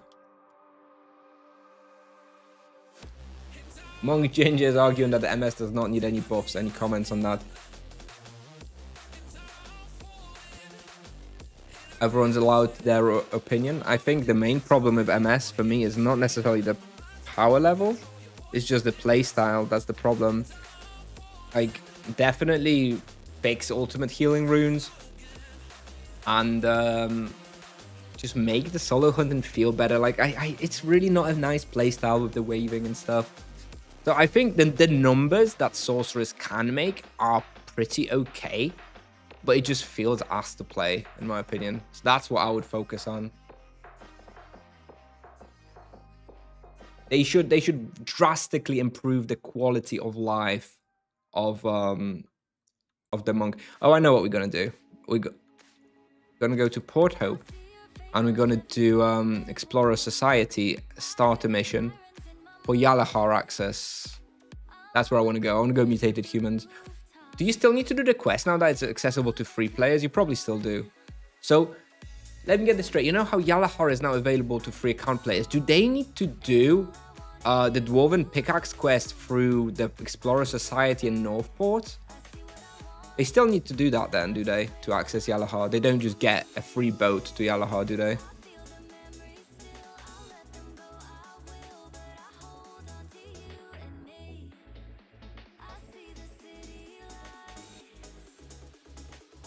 Remove UH from them and increase the life leech boost from the sap strength spell.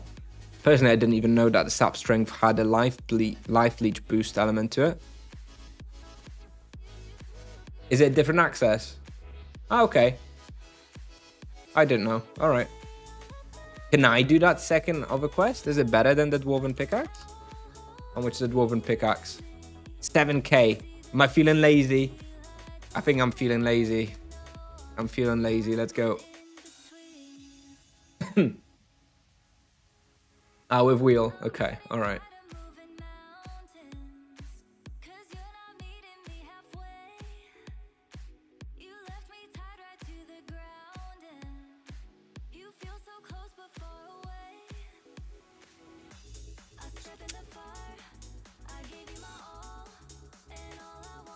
God, the speed of low levels is what's like really killing me. Move faster, please, please. But you know what? Like, I probably don't have very much more time to play today. But like now we finally got this character in like a place where it's going to feel pretty good next time we play it. You know, we have this level 20. We have the promotion. We have the spells that we wanted. We have the new weapon. We have access to Yalahar. Next time we play, we can go to like, maybe, what time is it? 16:34. Let me look at the time. I probably have like 10, 15 more minutes to play. I don't know if it's enough. Let's re-roll here and see what we get. Do I still want to go with Corums?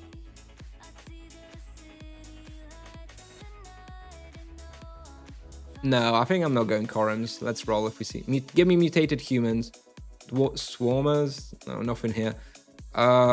Anything here? Swamp trolls. Nothing really. Never mind. First, help the man with your brain power. Let me read some questions. How about that then? For the next 10 minutes, maybe I'll just get the access to Yalahar, log out in Yalahar, and then just answer some questions. So let's see. Starts. Kusnier, I heard a really good suggestion the other day saying that sorcerer debuffs should be an aura that you chose and get applied when they deal damage. Ah, that is a very lovely quality of life improvement. I am all for it. That is lovely. Yeah, I like it a lot. I like it a lot. Or it could be just like an AoE aura, like in other games. So if a monster gets within like 3 SQM of you, they automatically get it applied. And then every time they move, it gets like reapplied. Could be like that as well, instead of dealing damage. But yeah, could be like an on-hit effect that you deal damage and you apply a debuff like that. Yeah, I like that as well. Yeah, very cool. Yeah, this kind of quality of life is what I would like to see. And, you know, you give them like 3 or 4 quality of life updates like this, and suddenly they're much better. For example, for the waves of the sorcerer, make it so that they fire off in like with like 3 SQM from the away from the sorcerer. You know how monk waves fire off in like 3 beams, let's say. The sorcerer only fires in the 1, right, and then expands. Like, make them expand from 3 to start with, and you already, that's also a massive improvement as well, straight away. Yeah, just give them a few little bits like this, and it would be enough. It would be sufficient for the sorcerer to be very strong. What was the other question here? Sorry for asking it again, but would love to hear how you think. Would you pump the 3KT onto Sunny, or would you recommend another server like Nevia where I can get a lot more skills on my monk for the same value? Okay, so I would not play on Sakura myself. If I was starting a new character now, I would not be starting on Sakura. I would be starting on a green Battle Ice server, like Nevia, or like Dia, or I don't know what else there is, like Wadira, or Sanira as well. Yes, you would get more for it on Nevia, about 3 times more. So if you're not bothered about like being competitive and making money in Tibia, like if you want to make a profit, yeah, it's going to cost you more to, or you're going to get less of value for your money if you do it on Sanira. But over the next 6 to 12 months, if you keep playing on Sonira, you're likely to make a lot more profit through the lower Tibia coin prices as well. So that's a trade-off. I don't know. Personally, if I was creating a new character now today, I would be creating on Sonira. Like, new worlds are very fun when they first come out, and I would play there. However, it is going to be fairly busy for you. So I don't know. It's kind of up to you. I think Nevia would be fine as well. If you create a character on Nevia, get full value for the Tibia coins, that's fine as well. But I probably wouldn't go for Sakura or Antica or servers like that. That's just my opinion, though. It's not. It could be very much different for you. You're still missing the blessings, and you are within the range to the request for cheaper first-time blessings. Nah, takes too long. Although, I guess if we're not hunting now for the next 10 minutes or so, maybe I can pick up the blessers. I don't know. No, I can't be bothered. I don't do bless runs until like level 100 or so. It's just too slow, man. It's too slow. I think Battle is becoming worthless now. Really? How so? Do you mean it doesn't work anymore and there's more bots? Or do you mean it's just there's no differences between yellow Battle and green Battle? It's so crowded on low level right now. Yeah. That is yeah. But the thing is with Nevia, it is a very popular world. So yeah, whilst maybe like level 10 and level 20 spots aren't too popular, once you hit like level 50, level 80, level 100 on Nevia, you are still going to run into the issue of there being a bunch of people everywhere. So, you know, you may just push the problem out a bit, but it's still a reality on Nevia as well.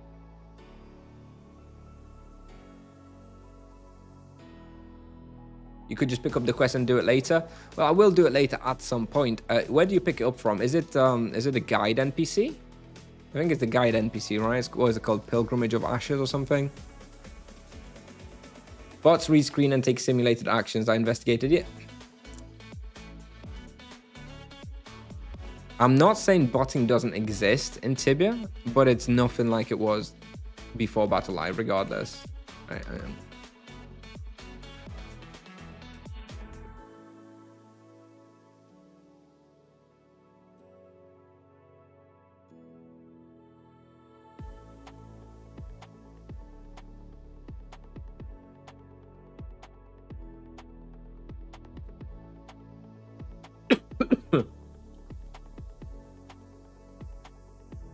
Okay, alright, fine. I picked up the quest. I'm not doing it now, though.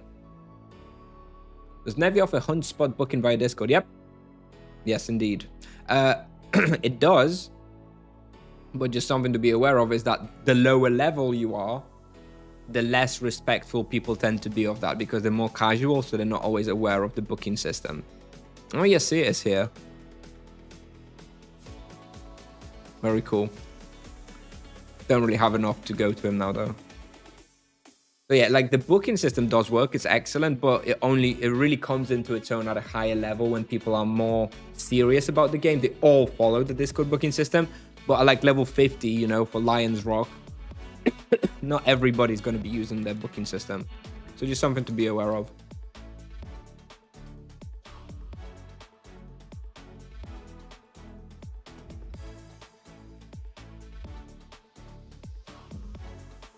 At 2k per Tibia coin, does it still make sense to buy potions for TC? Have a look. 300 potions for 12 TC. So that's 24k. So that's like 100 a pop. So no, it's not worth it. A keg might be worth it. Or a cask. Cask would still be worth it for sure. Where's a regular mana cask? 5 TC for what is 1,000? Yeah, so this one's still worth. I guess I guess ideally I should get someone with a cask service, right?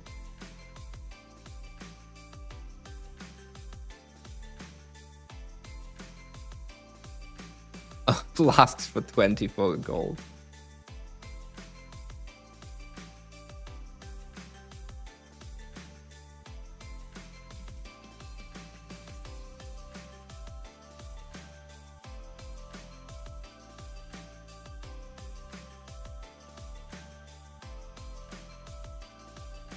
Sorry, my wife just texted me.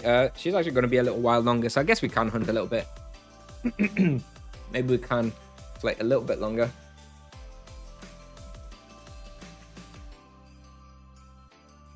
Avalanche and Carlin doing potions.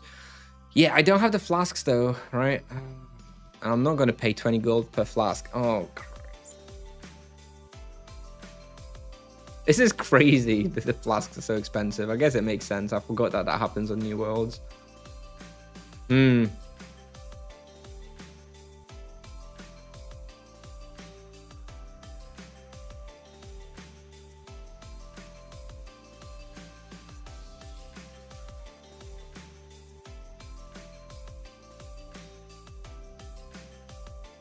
So it's what, 4 casks for 25 Tibia coins, right?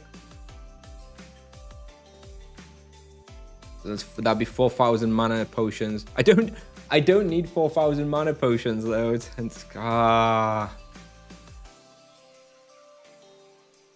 Have them Kusnier monk nerfs hit yet? No. I think I have to do it though. I think it's just so inefficient not to do it this way though. That's all right. Let's sell 25 more. Now let's buy flasks. Christ, I don't even know if I have enough.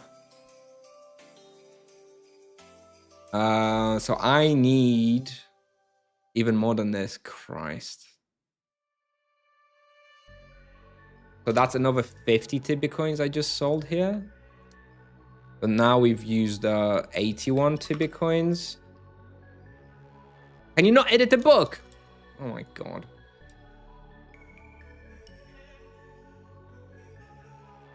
Can you edit this? Yes, all right, we'll keep this then as a note. Flasks. I need another 1,000 and another 105. All right, so I have 4,000 flasks now. All right, where's Avalanche's house? Let's go and use Avalanche's cask service. I guess 25 TC for 4 times MP. Carlin South Depot. All right. Guess you have to go the long way round.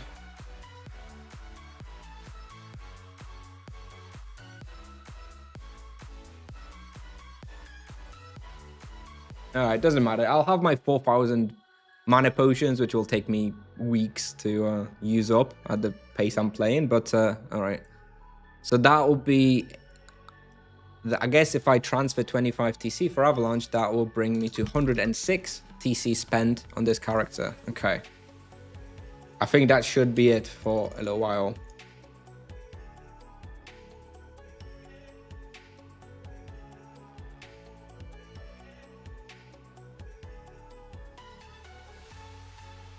I don't like this part of new servers with where it's so much more efficient to be using no, it's a bit of a pain in the ass. And with how expensive houses are to start with. All day, all night. Okay. All right. Let's drop off everything that we can.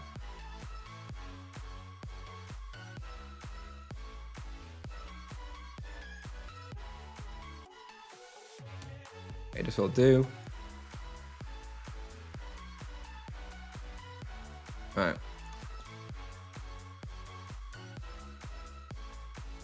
Oh god, this is gonna take a long time. How many? Oh god. All right, hang on a minute. How much does mana potion weigh? 2.7 T. So if I want to do 200 at a time, I need 540 cap, right?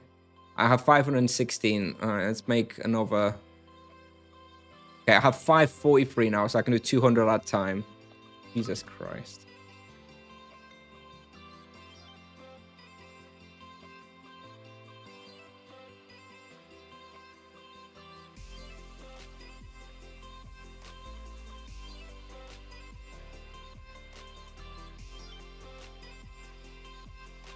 Is it typically more efficient to just sell TCs on all the servers? Yep.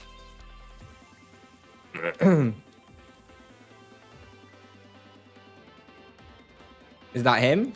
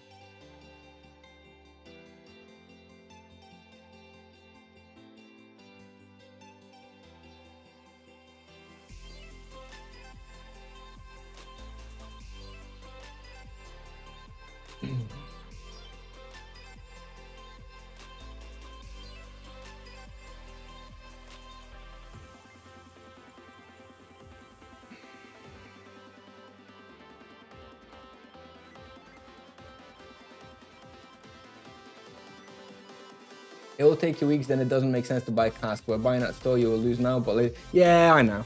Oh, hang on a minute, I've got 150 cap left over. Did I miscalculate something? Oh, I'd miscalculated that I had some flasks already on me.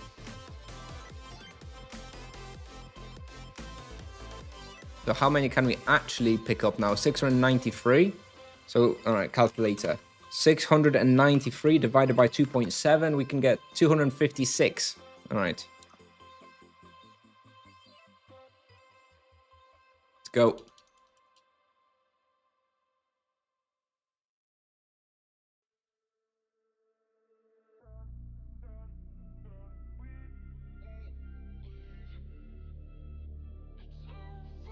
$4,000 small mana potions. God.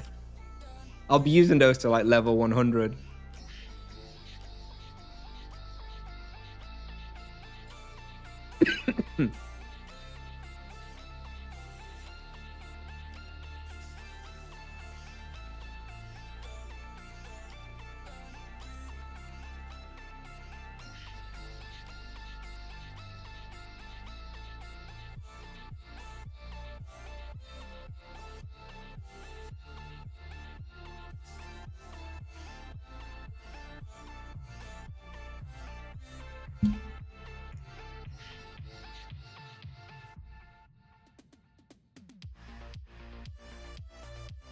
He should have an NPC with the stash, right? The stash option. Oh, but that wouldn't help because I can't put the store items back anyway, right? Because it's store items. Wouldn't help. Never mind. Ignore me.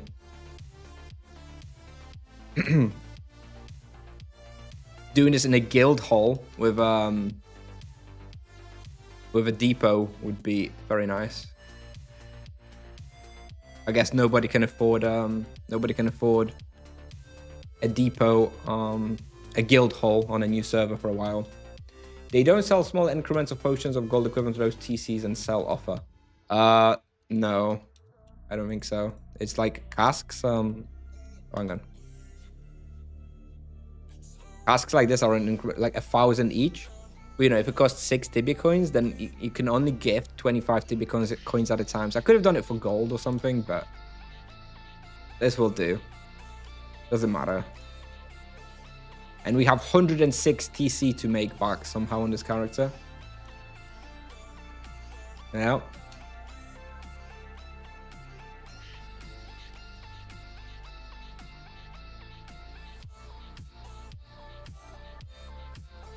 Why'd you keep tossing the letter back on top? So that nobody else steals it, I guess. Yeah, probably can just leave it, right? Doesn't look like there's that much traffic at the moment.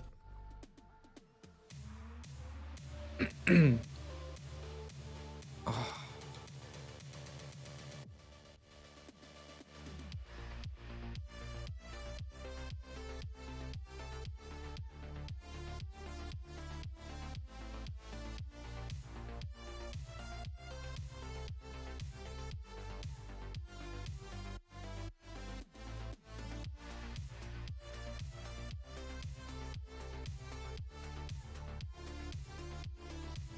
You can hunt Chosens at 80. Every Zoan helmet will be insane money. Yeah, I mean, if I were... Ah! Unlucky. He keeps trying to get this spot. I finally beat him to it.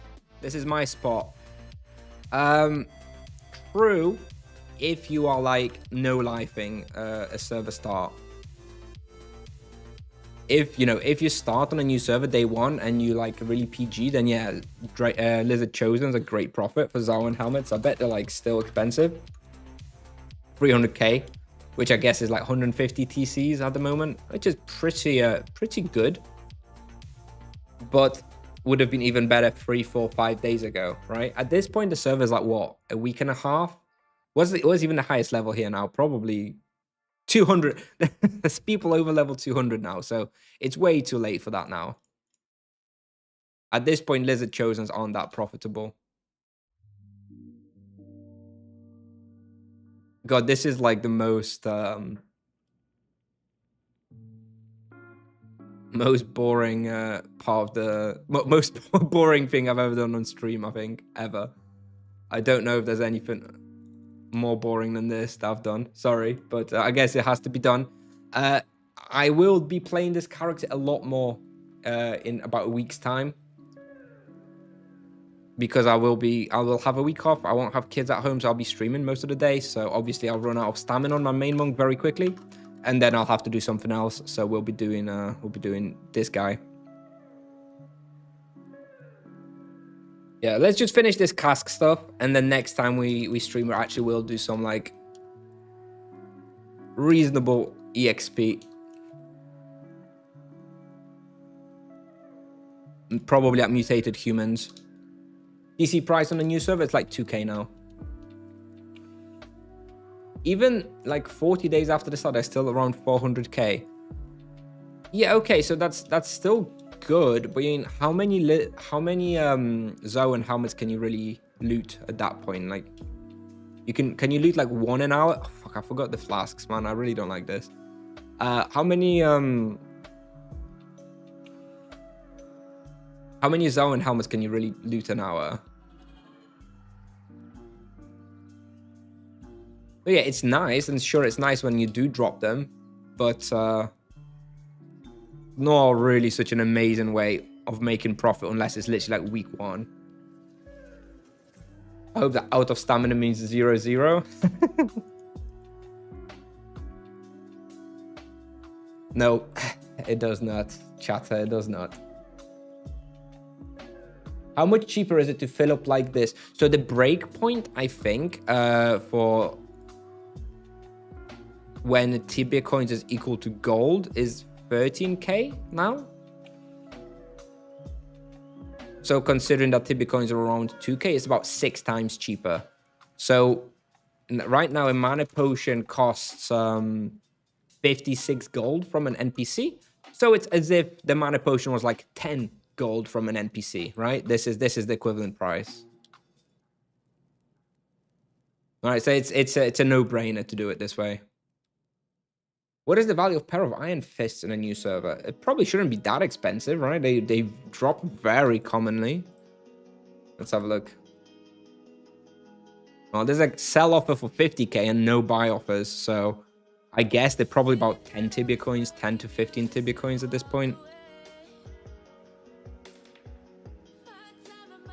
Which, considering you can drop like probably 15 of them an hour, might not be a bad idea to be hunting like lower spike. What are we doing? We are picking up mana potions from the cask service. Gibson, you're a madman. I love your videos, broski. Thank you. Thank you, Gibson.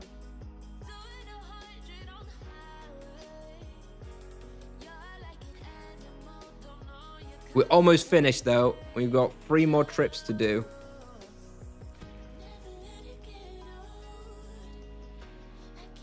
So I should do that with Paladin level 700. No, this is only on new servers, G. This is only on this cask stuff only makes sense on new servers where Tibia coins are very cheap. On any server like that's older than like a month or so, Tibia coins are too expensive for that to be worth. But in the first month of a new server, it's like supreme value when when Tibia coins are cheap.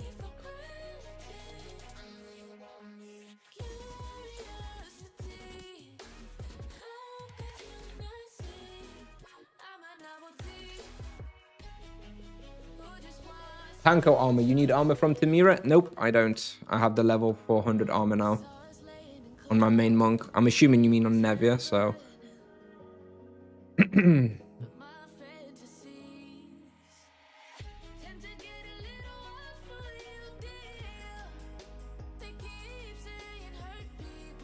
All right, one last trip, boys. One last trip, and we're done. Is it 10K still? I thought it used to be 10K before the supply price increases, but they increased the supply prices, didn't they, like last year? Shouldn't it be more now? Here we go. We're done. All right. And I stole a letter from him that I can now use for my stuff. There we go.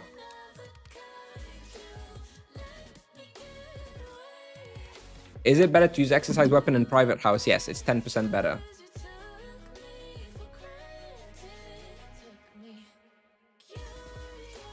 All right. So.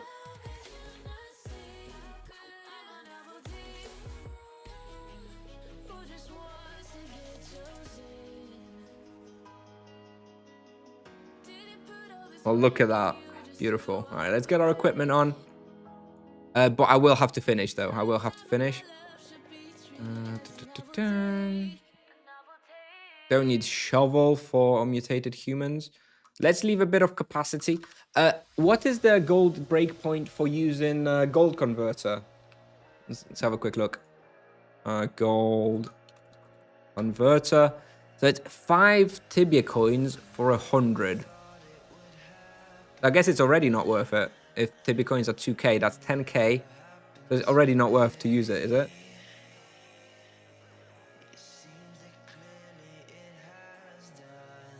Because it has 100 oh, it has 500 charges. No, so it's still worth it, technically. If you're not going to be collecting gold, then it's still worth it until about 10K a piece, right? 500 times. Okay, yeah, okay. So it's still worth it. Still worth it if you don't have cap for gold. All right. I do have this temporary gold converter for now, though.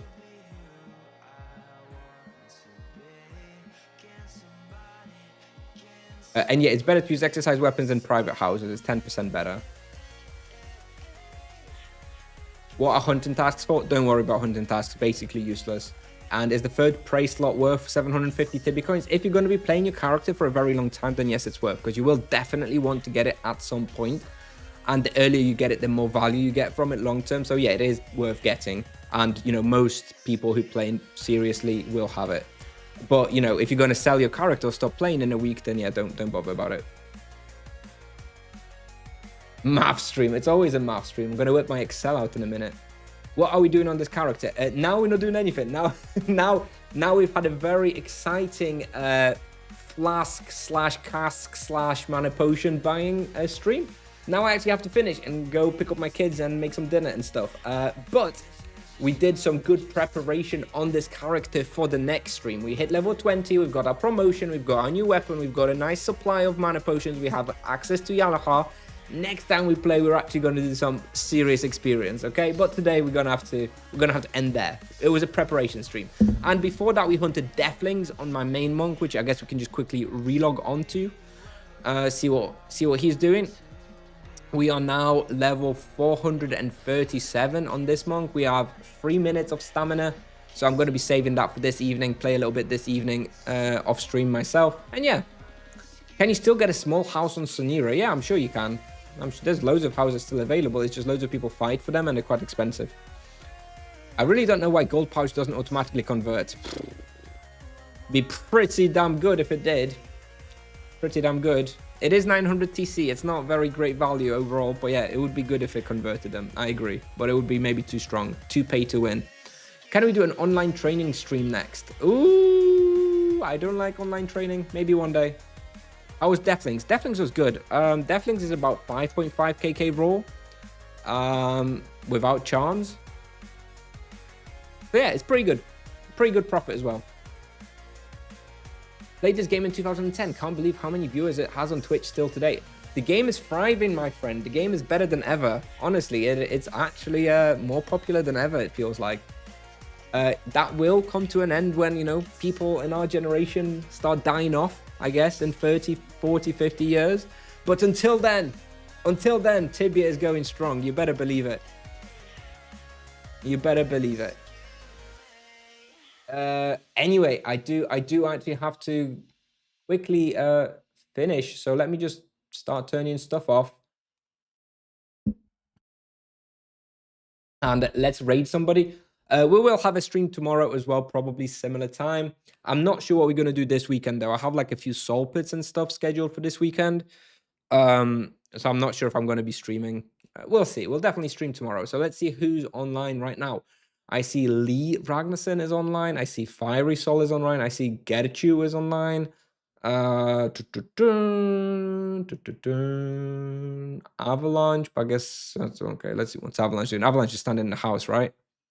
Basically. Okay, so no Avalanche. What's Gerchu doing? Oh, he's hunting water elementals. Okay, Fiery Soul. Fiery Soul's in town, so I guess no Fiery Soul. Lee Ragnarsson is hunting Grim Reapers now on his level 150. I guess that is the most exciting content that we can raid. By the way, you should adjust your candy hunting guide. I started going to at 170 for 2.3kk, and it was amazing for the level. Very cool.